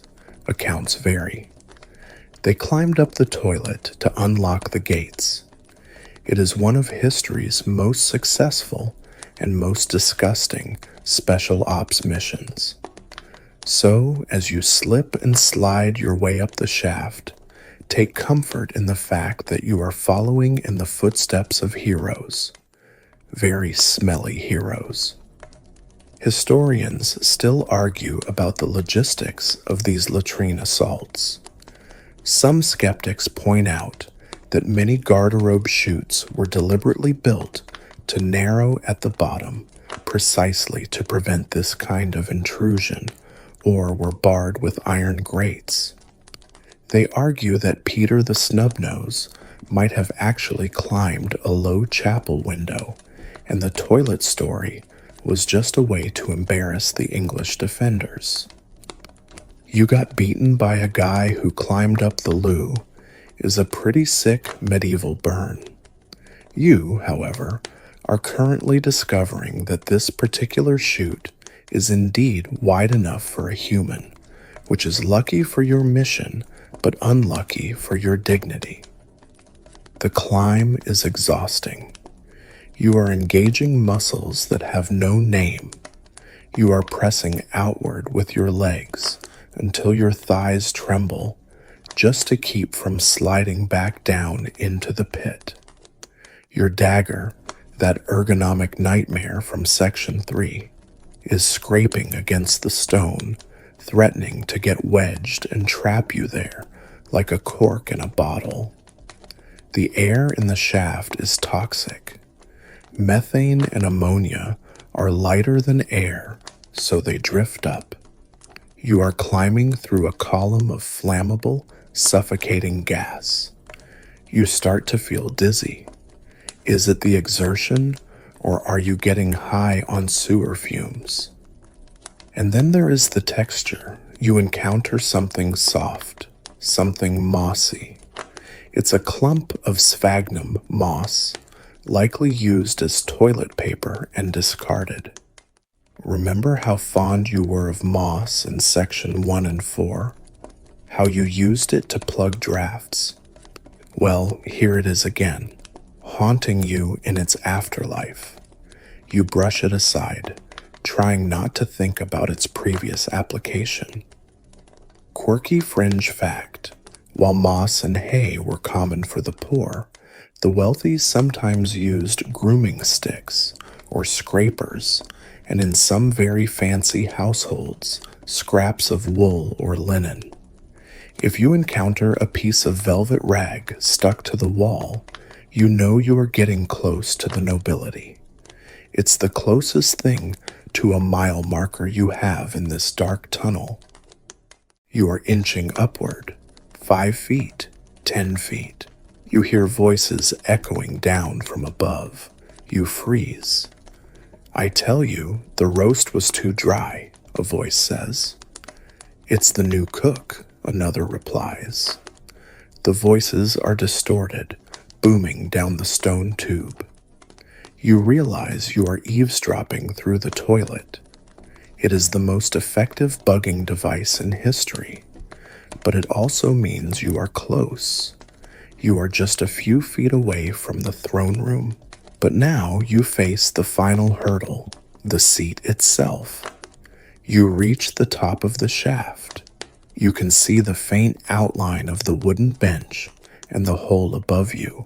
You have to get out. But how? You can't just pop your head up like a jack-in-the-box. If the Duke is sitting there reading a manuscript, the sight of a frantic, slime-covered monk emerging from beneath him is going to cause a heart attack, which technically would fulfill your contract, but it's not the professional kill you wanted. You listen. Silence. You slowly, carefully push your head up through the opening. You scan the room. It's empty. It's a small stone closet with a window. You haul yourself up, squeezing your shoulders through the hole. It is a tight fit. You scrape your hips. You flop onto the stone floor of the guardrobe, gasping for fresh air, covered from head to toe in black sludge. You look at yourself. You are a monster. You look like a golem made of sewage. The smell radiating off you is visible. You have successfully infiltrated the highest security area of the castle, but at what cost? You realize that even if you find the Duke, you can't exactly blend in anymore. You are a walking biohazard. You stand up, leaving wet, dark footprints on the floor. You try to wipe the muck off your face, but you just smear it around. You look in a polished metal mirror hanging on the wall. The Duke is vain. You don't recognize the person staring back. The cool assassin fantasy is dead and buried in the pit below. You are just a man who climbed a toilet to stab a guy. But you are in. You step out of the guardrobe and into the Duke's private chambers. The carpets are thick. The fire is warm. The contrast between where you were 10 seconds ago and where you are now is jarring. You have ascended from the literal gutter to the height of luxury. Now, you just have to hope the Duke has a bad sense of smell, or that he mistakes your odor for a very avant-garde French perfume. So, you have successfully infiltrated the Duke's private chambers via the most disgusting route imaginable. You are standing on a plush Anatolian rug, dripping sewage, adrenaline fading, and now you face the ultimate biological betrayal. You are exhausted. We aren't talking about, "I missed my nap, tired." We are talking about, "My bones are made of lead, and my blood is molasses, tired." You have been awake for nearly 48 hours, shivering in bushes, climbing walls, brewing poisons, and scaling toilets. Your body has burned through every reserve of energy it has. And now You are in a warm room. The warmth is a trap. After days of freezing rain and drafty barns, the radiant heat from the Duke's fireplace hits you like a physical blow. It wraps around you, heavy and seductive. It whispers to your muscles, just let go, just close your eyes for a second. You deserve it. You have to fight this voice harder than you fought the urge to sneeze in the hayloft. If you fall asleep now, you will be discovered by a chambermaid in the morning, curled up on the rug like a confused, smelly stray dog.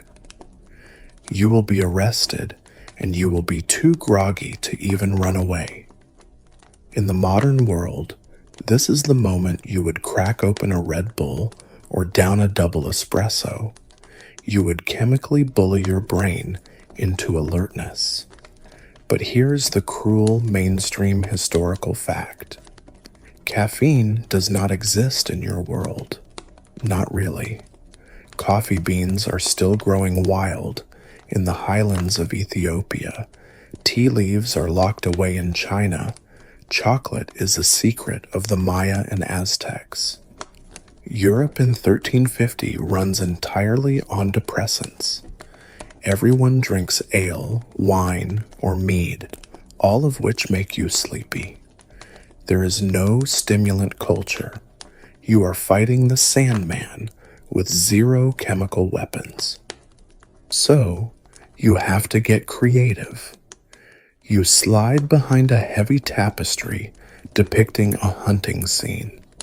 It's dusty back here, and there isn't much space between the fabric and the stone wall, but it hides you from the main room. You assume the assassin's stance, which is basically just standing awkwardly rigid so your armor doesn't clank. And you wait. You try the physical pain method. This is a classic. You bite the inside of your cheek until you taste iron. The sharp spike of pain wakes you up for about 4 minutes. Then your brain adjusts, releases some endorphins to dull the pain, and you start drifting again. You try pinching the sensitive skin on the inside of your arm. You try digging your fingernails into your palms. You are essentially torturing yourself to stay conscious. You look like a madman, grimacing and twitching behind a curtain, waging a silent war against your own nervous system. You might try to employ a technique used by medieval monks during their long night vigils. When they felt themselves drifting off during hours of chanting, they would hold a heavy object, like a stone or a key, in their hand, positioned over a metal basin. If they fell asleep, their hand would relax, the object would fall, and the loud clang would wake them up. You can't use a basin because the noise would alert the guards, but you can adapt the principle. You hold your dagger in your hand, point down, hovering just millimeters above your own thigh. If you nod off, your hand will drop, and the blade will prick your leg. It is a high-stakes game of don't stab yourself, and it is remarkably effective at keeping anxiety levels high enough to ward off sleep. But sleep deprivation does strange things to the medieval mind. Without the grounding anchor of caffeine, you start to enter the hypnagogic state, that weird, trippy borderland between wakefulness and sleep. You start seeing things. The pattern on the tapestry in front of your nose begins to move. The embroidered stag turns its head and looks at you. You blink. It's back to normal. You hear whispers. Is that the guards outside? Or is it your own brain misinterpreting the sound of your blood rushing in your ears? Historians still argue about the role of sleep deprivation in medieval religious visions. Many saints and mystics reported seeing angels or demons after days of fasting and keeping vigil. Modern neurology suggests that these weren't necessarily divine interventions, but the brain hallucinating due to extreme exhaustion. Right now, you are having a similar experience, but instead of seeing the Virgin Mary, you are seeing a giant turnip with the face of the gate guard. It's less beatific vision and more psychotic break. You try to focus on the mission. You run through the plan. Duke enters. Duke goes to bed. I wait for snoring. I strike. I leave via the window, not the toilet. It sounds simple, but your thoughts are slippery. You start thinking about the plan, and suddenly you are thinking about chickens. Why chickens? Chickens, they have warm feathers. I wish I was a chicken. You snap your head up. You lost 3 seconds there. You micro-slept while standing up. This is dangerous. You need a sensory shock. You reach into your pouch. You don't have smelling salts. Ammonia inhalants are a future invention, but you might have a small flask of vinegar or verjuice, sour grape juice. You uncork it and take a deep whiff. The sharp, acidic scent burns your sinuses. It's like snorting a salad dressing. Your eyes water. It clears the fog for a bit. Some medieval soldiers used this trick on night watch, soaking a rag in vinegar and keeping it near their nose. It reeks, but it works. There is also a quirky fringe tactic involving sternutatories, sneezing powders made from hellebore or pepper. But as we established in the hayloft, sneezing is death, so you can't use them. Instead, you might rub a little bit of something gritty into your eyes. Not poison, just dust. The irritation forces you to keep blinking. Your eyes turn red and watery, but at least they stay open. You are systematically making yourself miserable to stay functional. The silence of the room is heavy. You can hear the crackle of the fire. You can hear the wind outside. You can hear the rhythmic thump, thump of your own heart, which feels frighteningly slow. You worry that your heart might just decide to stop out of solidarity with your tired brain. And then the door handle turns. The sound is like a gunshot in the quiet room. The adrenaline that had abandoned you hours ago comes flooding back. It is a chemical miracle. Your pupils dilate. The fog vanishes. The exhaustion is pushed into a small, dark box in the back of your mind. You are awake. You are alert. You grip your dagger carefully, moving it away from your thigh. The Duke enters. He is wearing a rich velvet robe, looking warm, well-fed, and painfully clean. He is followed by a servant carrying a tray of wine and cheese. The smell of the food wafts behind the tapestry. Your stomach gives a treacherous growl, but the sound of the heavy door closing masks it. The servant leaves. The Duke is alone. This is it, the moment you have suffered for. The bushes, the wall, the hayloft, the lice, the toilet, it all leads to this. But you can't strike yet. He's still awake. He walks to the fire to warm his hands. He is humming a tune. He looks so human. Not a monster, just a guy with cold hands. You watch him through a slit in the tapestry. He pours himself a goblet of wine. He drinks. He sighs. He sits in a high-backed chair and picks up a book. He starts to read. Great, you think. He's a reader. Now you have to wait for him to finish his chapter. You are trapped in a standoff between his literacy and your fatigue.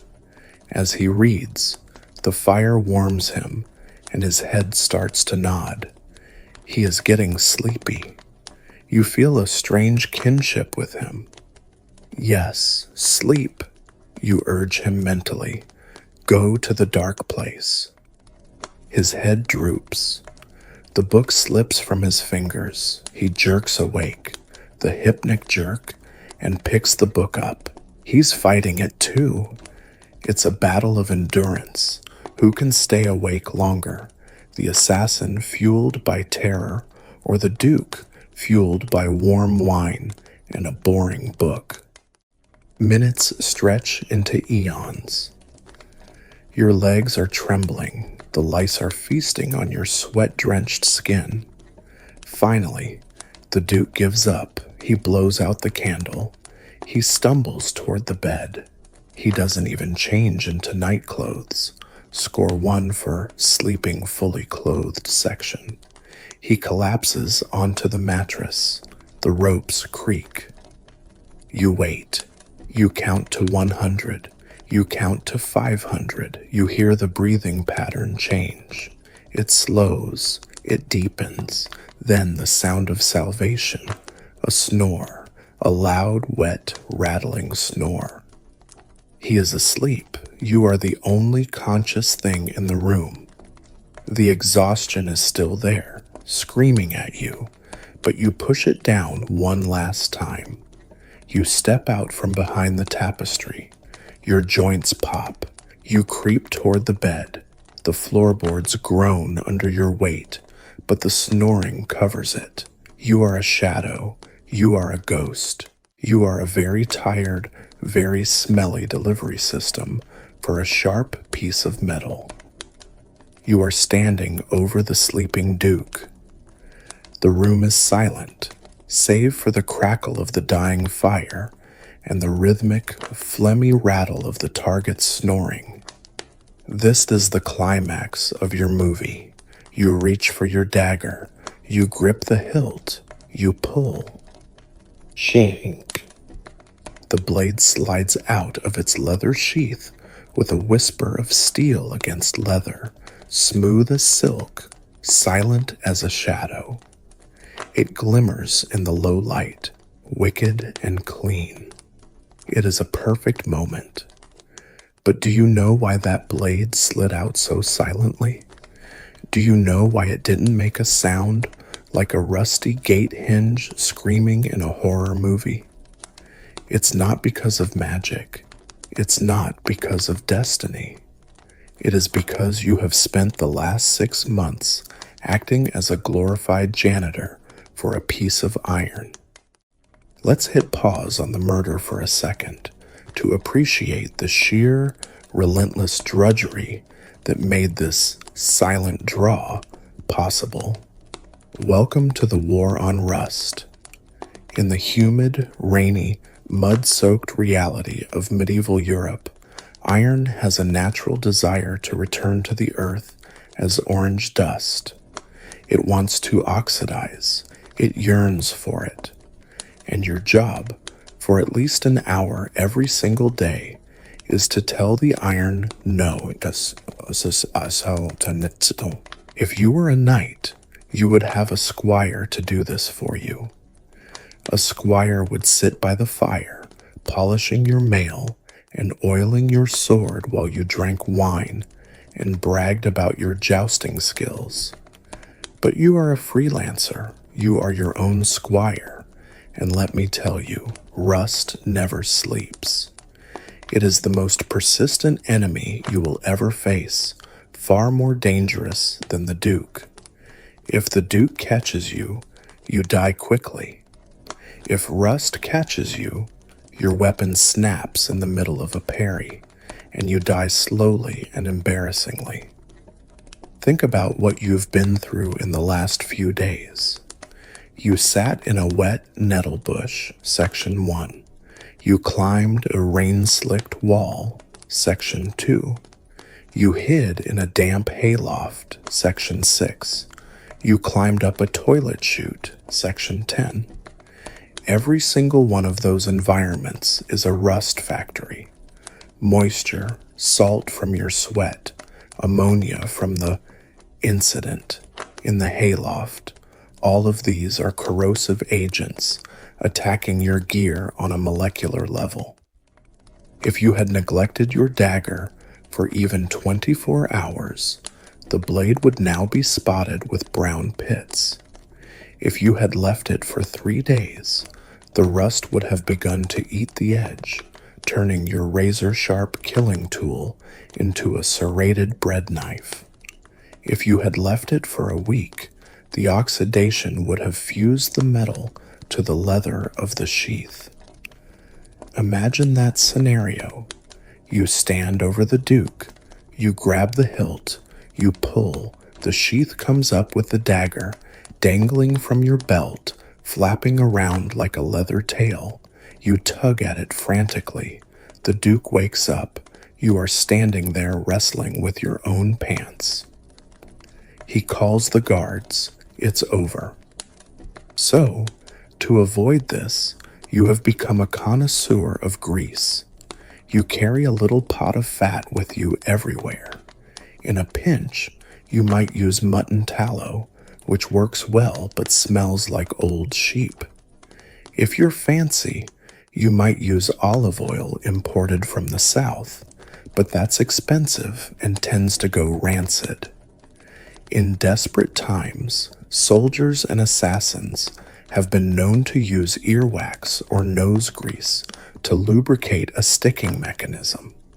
Yes, you read that right. The natural oils from your own face are a last-ditch rust preventative. It's gross, but it's better than a rusty blade. The maintenance ritual is tedious. First, you have to scour the blade. You find a patch of dry sand or use a bag of powdered pumice stone. You rub the metal until your arm aches, scouring away any surface discoloration. The sound is like nails on a chalkboard. Scritch, scritch, scritch. You do this in the dark, in the cold, trying not to make noise. Then you apply the oil. You rub it in with a rag that is so saturated with old grease, it has become a fire hazard. You have to get every nook and cranny, the crossguard, the pommel, the tang. If you miss a spot, the rust will find it. There is a mainstream historical fact here.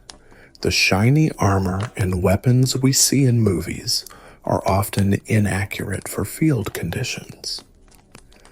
Unless a knight was on parade, his gear was likely blackened, painted or chemically treated, or covered in a thin layer of protective grease that made it look dull and matte. A shiny sword reflects light, which is bad for stealth. A shiny sword rusts instantly, so your dagger isn't actually gleaming silver. It's likely a dull, dark gray, coated in a protective film that feels slimy to the touch.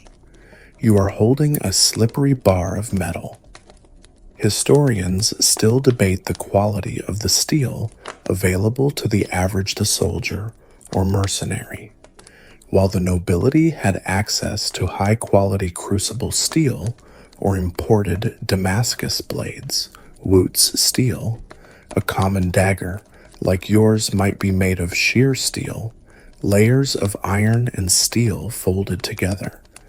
These layers can delaminate if mistreated. If rust gets between the layers, the weapon can literally peel apart like a croissant. So your anxiety is metallurgical. You aren't just cleaning a surface. You are holding the structure of the metal together with animal fat and prayer. And let's not forget the sheath. The leather traps moisture. If you put a wet blade back into a leather sheath, you are creating a humid microclimate of destruction. You have to dry the blade and the inside of the sheath. How do you dry the inside of a narrow leather tube in a damp barn? You don't. You just pour more oil in there and hope it displaces the water. As a result, your leg, right where the sheath sits, is permanently stained with oil leaking through the leather. You have a grease tattoo on your thigh. There is also the smell. Rancid olive oil and old animal fat have a distinctive funk. It smells like a kitchen that hasn't been cleaned in a year. This scent follows you. It is the perfume of your profession. You worry that the Duke might wake up, not because of a noise, but because he smells a walking French fry standing over his bed. But right now, as you hold the weapon, all that boredom pays off. The blade is balanced. It is solid. There are no pits in the steel to catch on bone. The crossguard doesn't rattle. The pommel is tight. It is a silent extension of your will. You take a moment to admire it. It is the only thing in your life that you have total control over. You can't control the weather, the target's schedule, or the lice, but you can control the oxidation state of this 6-inch piece of carbon steel. You verify the edge. You don't test it on your thumb like in the movies. That's how you get an infection in a world without antibiotics.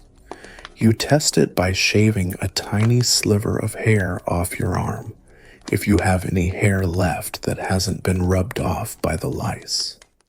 It pops the hairs effortlessly. It is ready. You look back at the Duke. He hasn't moved. He is still snoring, a soft, vulnerable sound. Phew. He trusts his walls. He trusts his guards. He trusts his money. But he forgot to factor in the man who spent 3 hours yesterday rubbing goose grease onto a piece of metal in a dark latrine. You tighten your grip. The handle is slick with sweat and oil, but you compensate. You shift your stance, careful not to let the floorboards creak. You raise the dagger. The maintenance phase is over. The operational phase has begun. The rust has been kept at bay for one more night. Now, it's time to see if the blade works as well on a Duke as it does on the imaginary enemies you fought while you were polishing it. And thud. That is the sound of your cinematic climax hitting reality. In your imagination, the dagger was supposed to slide between the ribs like a hot knife through butter, instantly severing the aorta and granting the Duke a peaceful, silent exit. In reality, you have just slammed your expensive, well-oiled blade into a rib bone. It makes a dull, jarring clunk sensation that vibrates all the way up your arm and into your teeth. The blade stops dead. The Duke does not die instantly. Instead, his eyes fly open, wide, with the specific confusion of a man who was dreaming about hunting pheasants and is now being aggressively poked in the chest by a smell. Welcome to the anticlimactic moment. This is the part the bards leave out. Assassination is rarely a duel. It is almost never a clean, surgical strike. It is a messy, panicked, flailing wrestling match in a pile of bedsheets. You aren't Ezio Auditore. You are a guy trying to hold down a struggling badger in a sack. The Duke tries to scream. You can't let him scream. If he screams, the guards outside, who are hopefully still asleep or playing dice, will rush in, and you will have a very short, very pointy conversation with a halberd. So you panic. You drop your weight onto him. You slap your hand over his mouth. This is incredibly awkward. You are now straddling a stranger in his bed, face to face, so close you can smell the wine and cheese he had for dinner. It is an uncomfortably intimate embrace. You can feel his stubble scratching your palm. You can see the terror and confusion in his eyes. He isn't thinking, "Ah, my nemesis has arrived." He is thinking, "Who is this man, and why does he smell like a toilet?" You have to finish the job. You pull the dagger back. It takes a yank because it was wedged in the bone, and you strike again. It is frantic. It is clumsy. You are tearing the expensive velvet quilt. Feathers from the mattress are flying into the air, getting in your nose, sticking to the sweat on your face. It looks like a pillow fight gone horribly wrong. There is a mainstream historical fact that supports this chaotic reality: forensic archaeology. When historians examine the skeletons of murder victims from this era, or even famous cases like Julius Caesar or Thomas Becket, they rarely find a single clean puncture wound. They find a mess.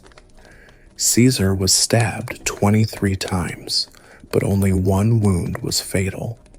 Becket had the top of his head sliced off in a scuffle that sounded more like a barroom brawl than a political execution.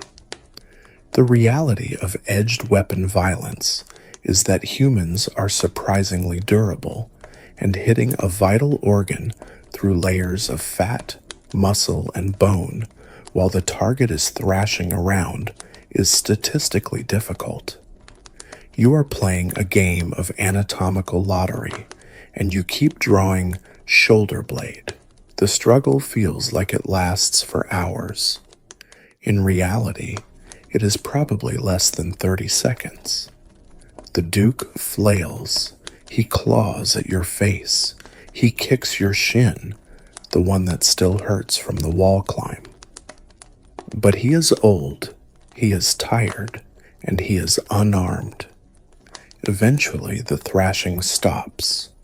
The resistance fades. The room goes quiet again, save for your own ragged, panicked breathing. And then comes the mess. In the movies, the victim gasps and goes still, leaving a polite, decorative spot of red on their shirt. In reality, the human body is a pressurized sack of fluid. When you puncture it, the fluid comes out. It soaks the sheets. It soaks the mattress. It soaks you. You are now covered in sticky, warm evidence. The smell of copper, sharp and metallic, fills the room, overpowering the smell of the lavender sachets and even your own cesspit aroma. You stand up, your knees shaking violently. This is the adrenaline dump. Your body poured every ounce of energy it had into that 30-second struggle, and now the tank is empty. You feel lightheaded. You feel nauseous. You look down at the Duke. He doesn't look majestic in death. He looks small. His mouth is open.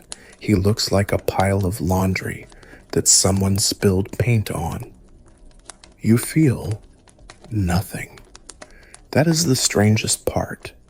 You expected a surge of triumph. You expected a sense of closure, a feeling that justice had been done or that a contract had been fulfilled. Instead, you feel a profound sense of, is that it? You spent days planning this.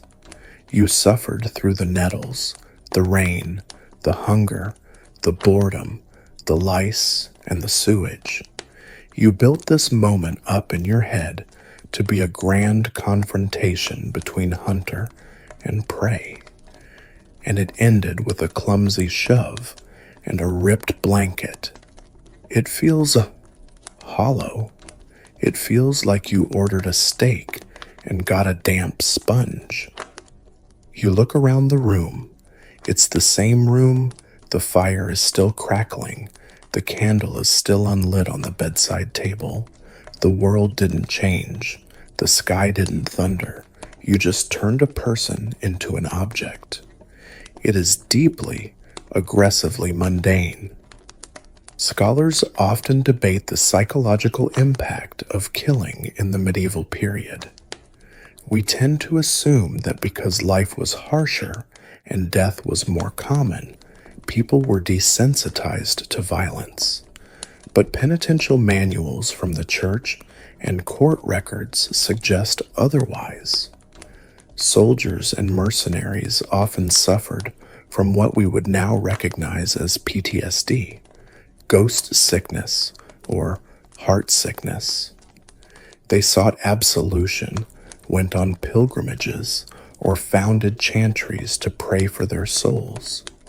You aren't a psychopath. You are just a guy doing a job, and right now, the job feels terrible. But you don't have time for an existential crisis. You have practical problems. You are covered in blood. You are in a locked room, and outside the door, you hear footsteps. "My lord," a voice calls. It's the servant, the one with the cheese. "Did you call out? I heard a thump." Your heart stops. The thump was the struggle. The soundproofing of the heavy door wasn't as good as you thought. You freeze. You are standing in the middle of the room, looking like a butcher, with the dead duke behind you. You have about 3 seconds to come up with a plan. You can't fight your way out. You are exhausted, and your dagger is slippery with blood. So much for the grip tape. If the guards come in, you are dead. You need to bluff, but you can't speak. Your voice sounds nothing like the Duke's. You need to make a noise that sounds like a grumpy, sleepy noble dismissing a servant. You summon your inner Odo, the turnip farmer. You channel all the grunting practice you did in the market. You let out a loud, incoherent, angry groan. Gah! It sounds like a man rolling over in his sleep, annoyed at being disturbed, or maybe it sounds like a dying walrus. You hold your breath. "Apologies, my lord," the servant says. "I will leave you be."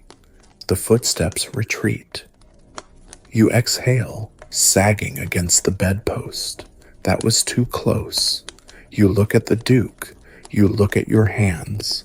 You realize that the glamour of the assassin is a lie. There is no glory here, just a mess to clean up and a long walk home. You wipe your dagger on the velvet curtains. It ruins the fabric, but you don't care. You sheath it. You need to leave. You look at the window. It's a long way down. You look at the door. Too risky. You look at the guardrobe chute, the toilet you climbed up. No, absolutely not. You refuse to go back down but the poop chute. You have some standards left. You go to the window. You open the shutters. The cold night air hits your face, shocking you back into alertness. You look down. The moat is dark and still. It's a 50-foot drop. In the stories, you would dive like a swan. In reality, you are going to climb down the ivy like a terrified squirrel. You take one last look at the room.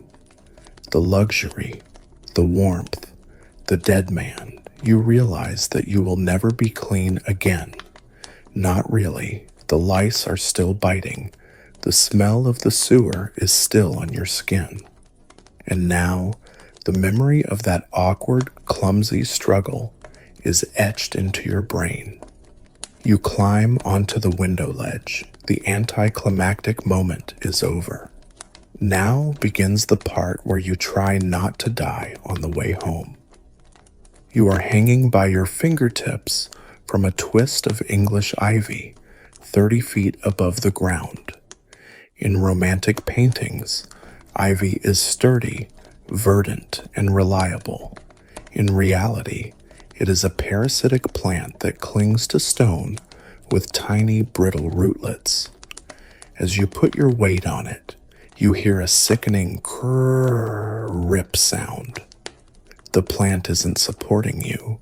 It is slowly peeling away from the castle wall like a strip of bad wallpaper. You slide down a few feet, your stomach lurching into your throat, before your boot finds a purchase on a rough stone corbel. You freeze, pressing your face against the cold, damp masonry, waiting for the guards above to scream. Silence. The wind masks the sound of the tearing plant. You exhale. You continue the descent. It is not graceful. It is a series of controlled falls and frantic groping. Your hands, already raw from the wall climb in Section 2 and swollen from the chilblains in Section 15. Wait, no, chilblains are for later. Your hands are just a mess of cuts and filth. Finally, you run out of ivy about 10 feet from the ground. You look down. It's dark. You let go. You hit the earth with a wet thud. You roll again, attempting the parkour roll, but actually just flopping into the mud like a sack of potatoes. You lie there for a second, waiting for the snap of a broken ankle. It doesn't come. You are bruised, you are winded, and you are covered in a new layer of muck to add to the sewage and blood already on your ensemble. But you are outside. You are on the ground. You have escaped the room. Now begins the hardest part of the entire mission. Your instinct, the primal lizard brain urge that has kept your ancestors alive for millions of years, is screaming one word at you: run. It wants you to sprint. It wants you to tear across the open ground, vault the fences, and vanish into the woods. But you must strangle that lizard brain. You must crush it. Because in a medieval city, a running man is a guilty man. This brings us to a critical mainstream historical fact: the hue and cry. This was a legal statute in medieval England, and similar customs existed across Europe that effectively deputized the entire population. If a crime was discovered, the victim or a witness would raise the alarm, shouting, ringing bells, blowing horns. Upon hearing this, every able-bodied man within earshot was legally required to drop what they were doing and chase the suspect. If they didn't, the whole village could be fined. This means that if you sprint past a baker, a blacksmith, and a priest, they aren't just bystanders. They are a sleeping police force. If you run, you trigger their chase instinct. You become the fox, and they become the hounds. So, you have to walk. You have to force your body, which is vibrating with enough adrenaline to power a windmill, to adopt a casual, strolling pace. This is the very slow getaway. It is a performance art piece titled "Nothing to See Here." You stand up, brush the worst of the mud off your knees.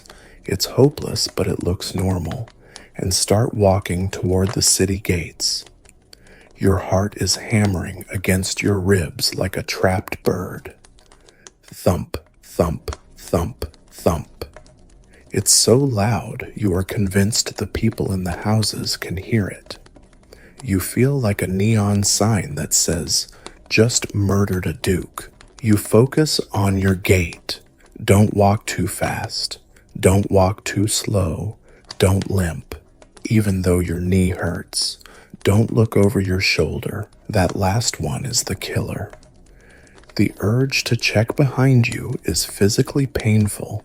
You feel a phantom gaze on the back of your neck. Is that a guard? Is that the servant looking out the window? You have to keep your eyes forward, fixed on the middle distance, wearing an expression of mild bovine disinterest. You pass a group of early risers, market women heading to the stalls with baskets of eggs. In your mind, they are potential witnesses. They are threats. You analyze them. Did she look at my boots? Did she smell the blood? In reality, they are just tired women who see a dirty monk or peasant, your disguise is a blur of filth now, walking down the road. They don't care about you.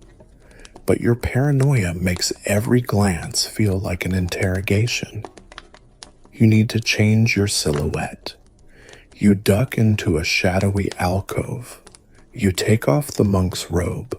Goodbye, Brother Itchy. Underneath, you are wearing your normal, grimy tunic. You bundle the robe up. You can't carry it. It looks suspicious. You can't burn it. Fire attracts attention. You stuff it deep into a pile of refuse in an alleyway, burying it under rotting cabbage leaves. You feel a pang of loss, not for the robe, but for the layer of anonymity it provided. Now you are just you, a guy with a dagger and a guilty conscience. You check your weapon. It's sheathed. Is it visible? You adjust your cloak. You turn the cloak inside out. Many travelers' cloaks were lined with a different fabric or color for exactly this reason, not specifically for murder, but for style or warmth. Now, instead of being the man in the brown cloak, you are the man in the gray cloak. It's a low-budget transformation, but it might fool a sleepy guard. You approach the city gates. This is the final bottleneck. The gates usually open at dawn. A queue is forming. Carts, farmers, animals. You have to join the line. You are standing still again. The waiting is agony. Every second you stand there is a second for the alarm to be raised at the manor house. You listen for bells. You listen for the clatter of hooves. There is an open scholarly debate regarding the effectiveness of medieval urban policing.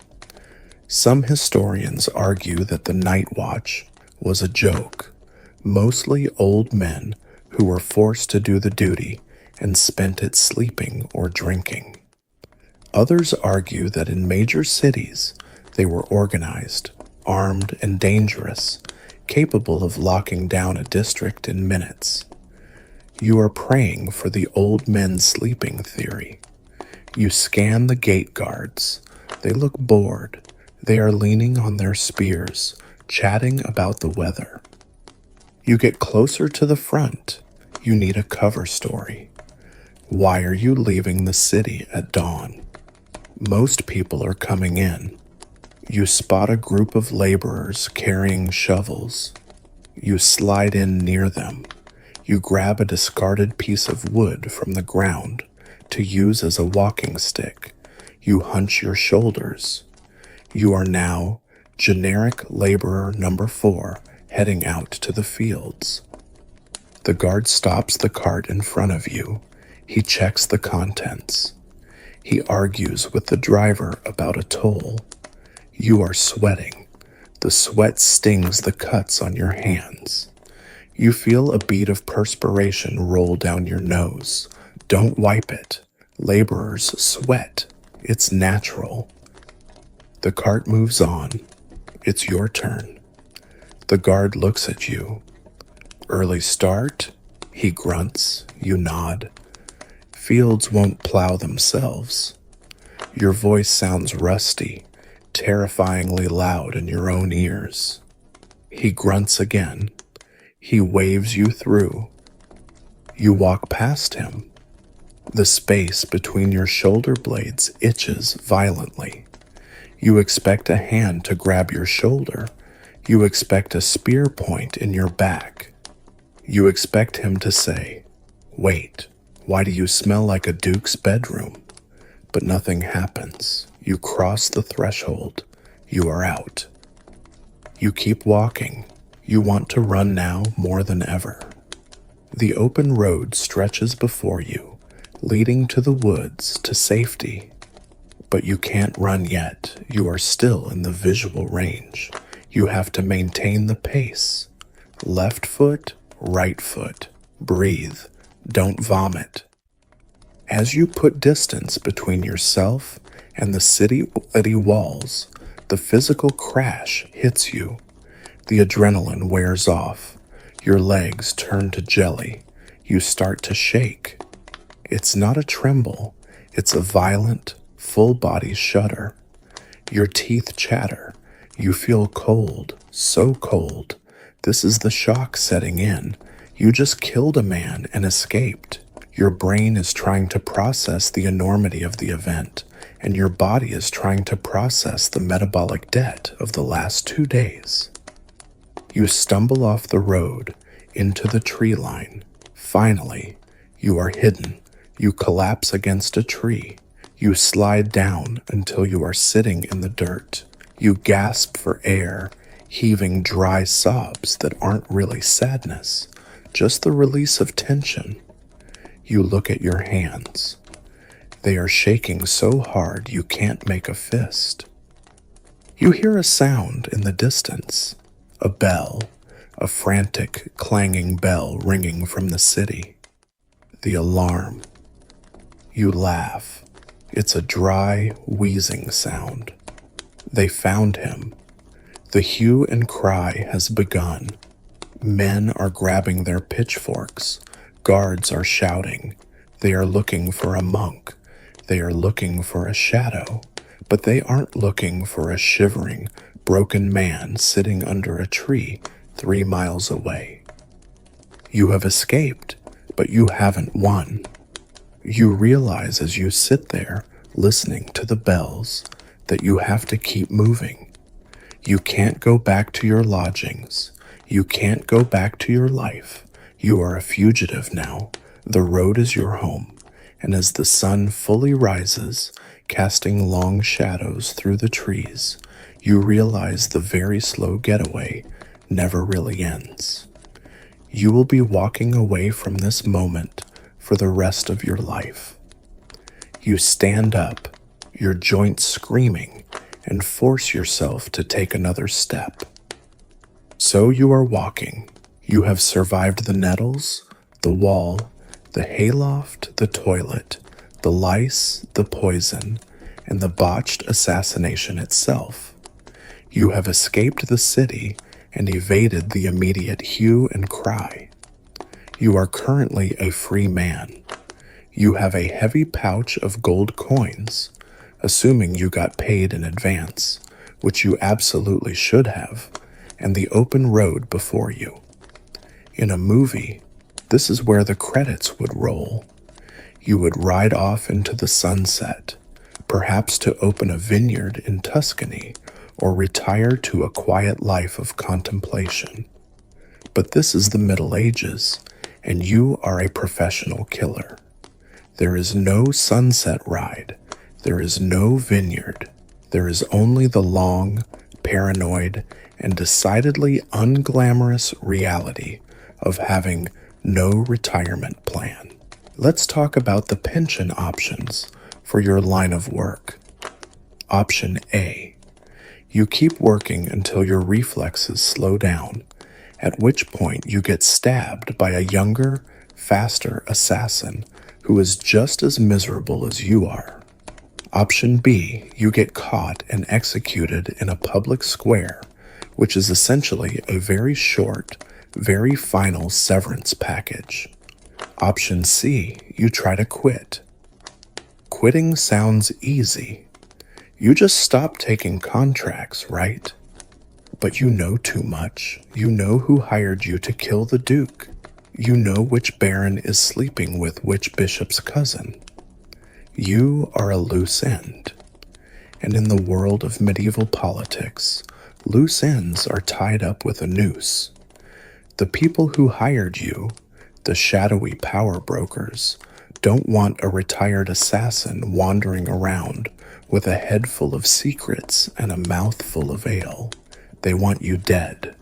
So, even if you stop hunting, you are always being hunted. You decide to move. You need to disappear for real this time. You travel to a new city, maybe in a different kingdom where no one knows your face. You change your name.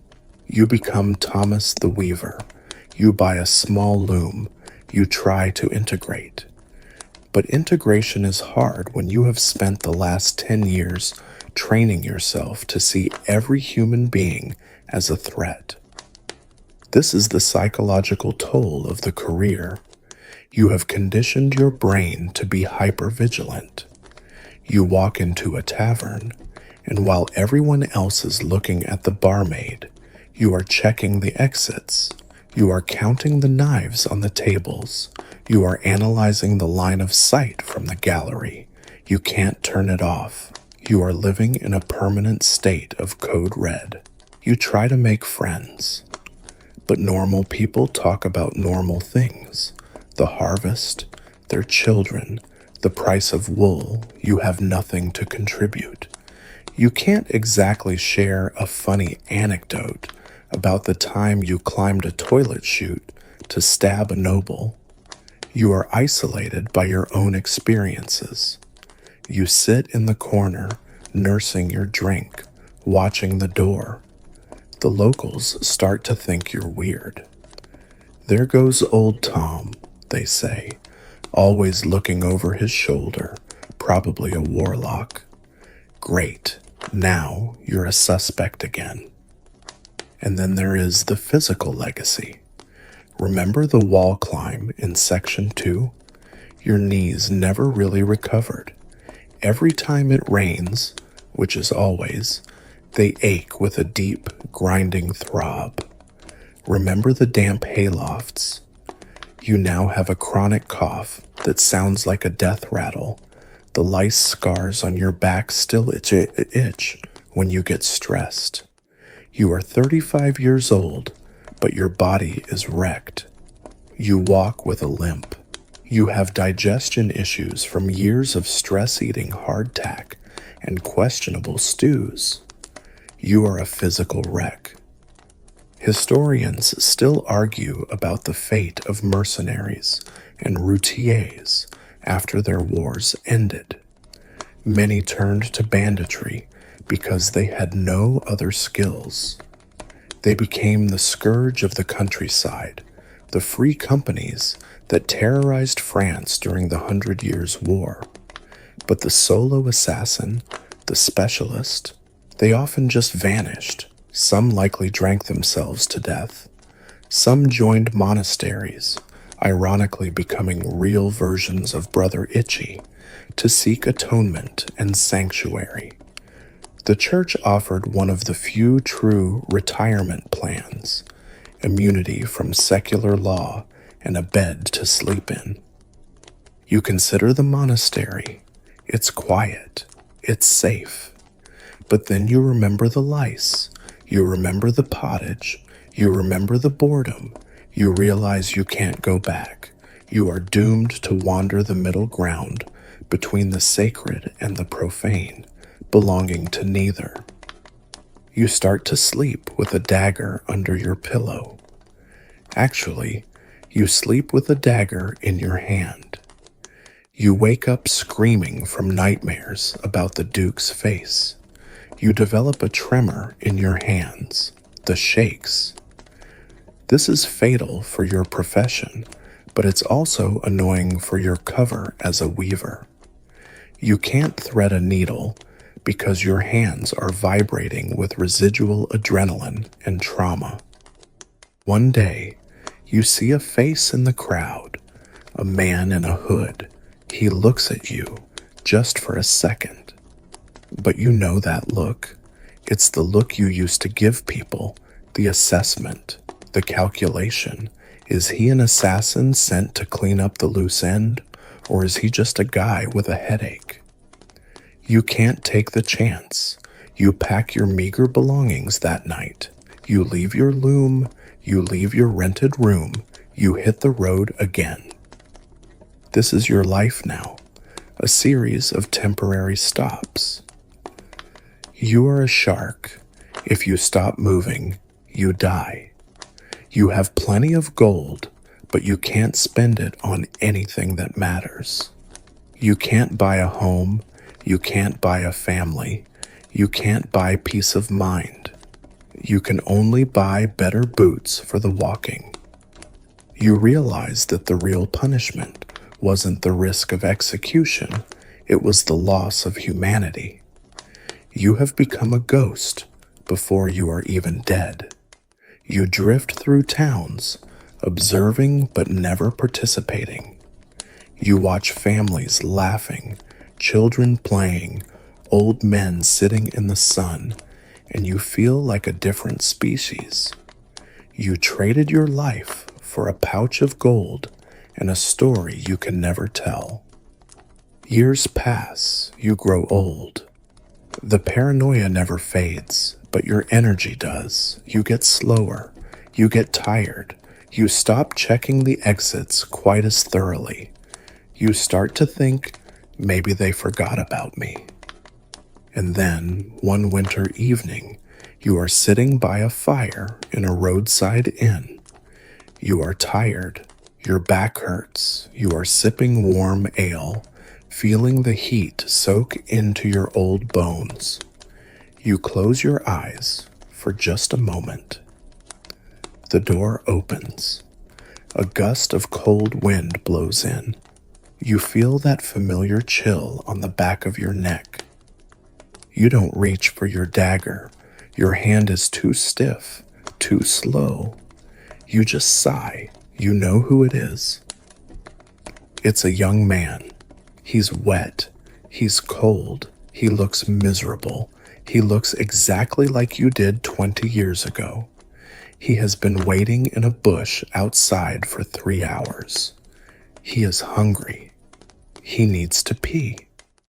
You don't turn around. You just take another sip of ale.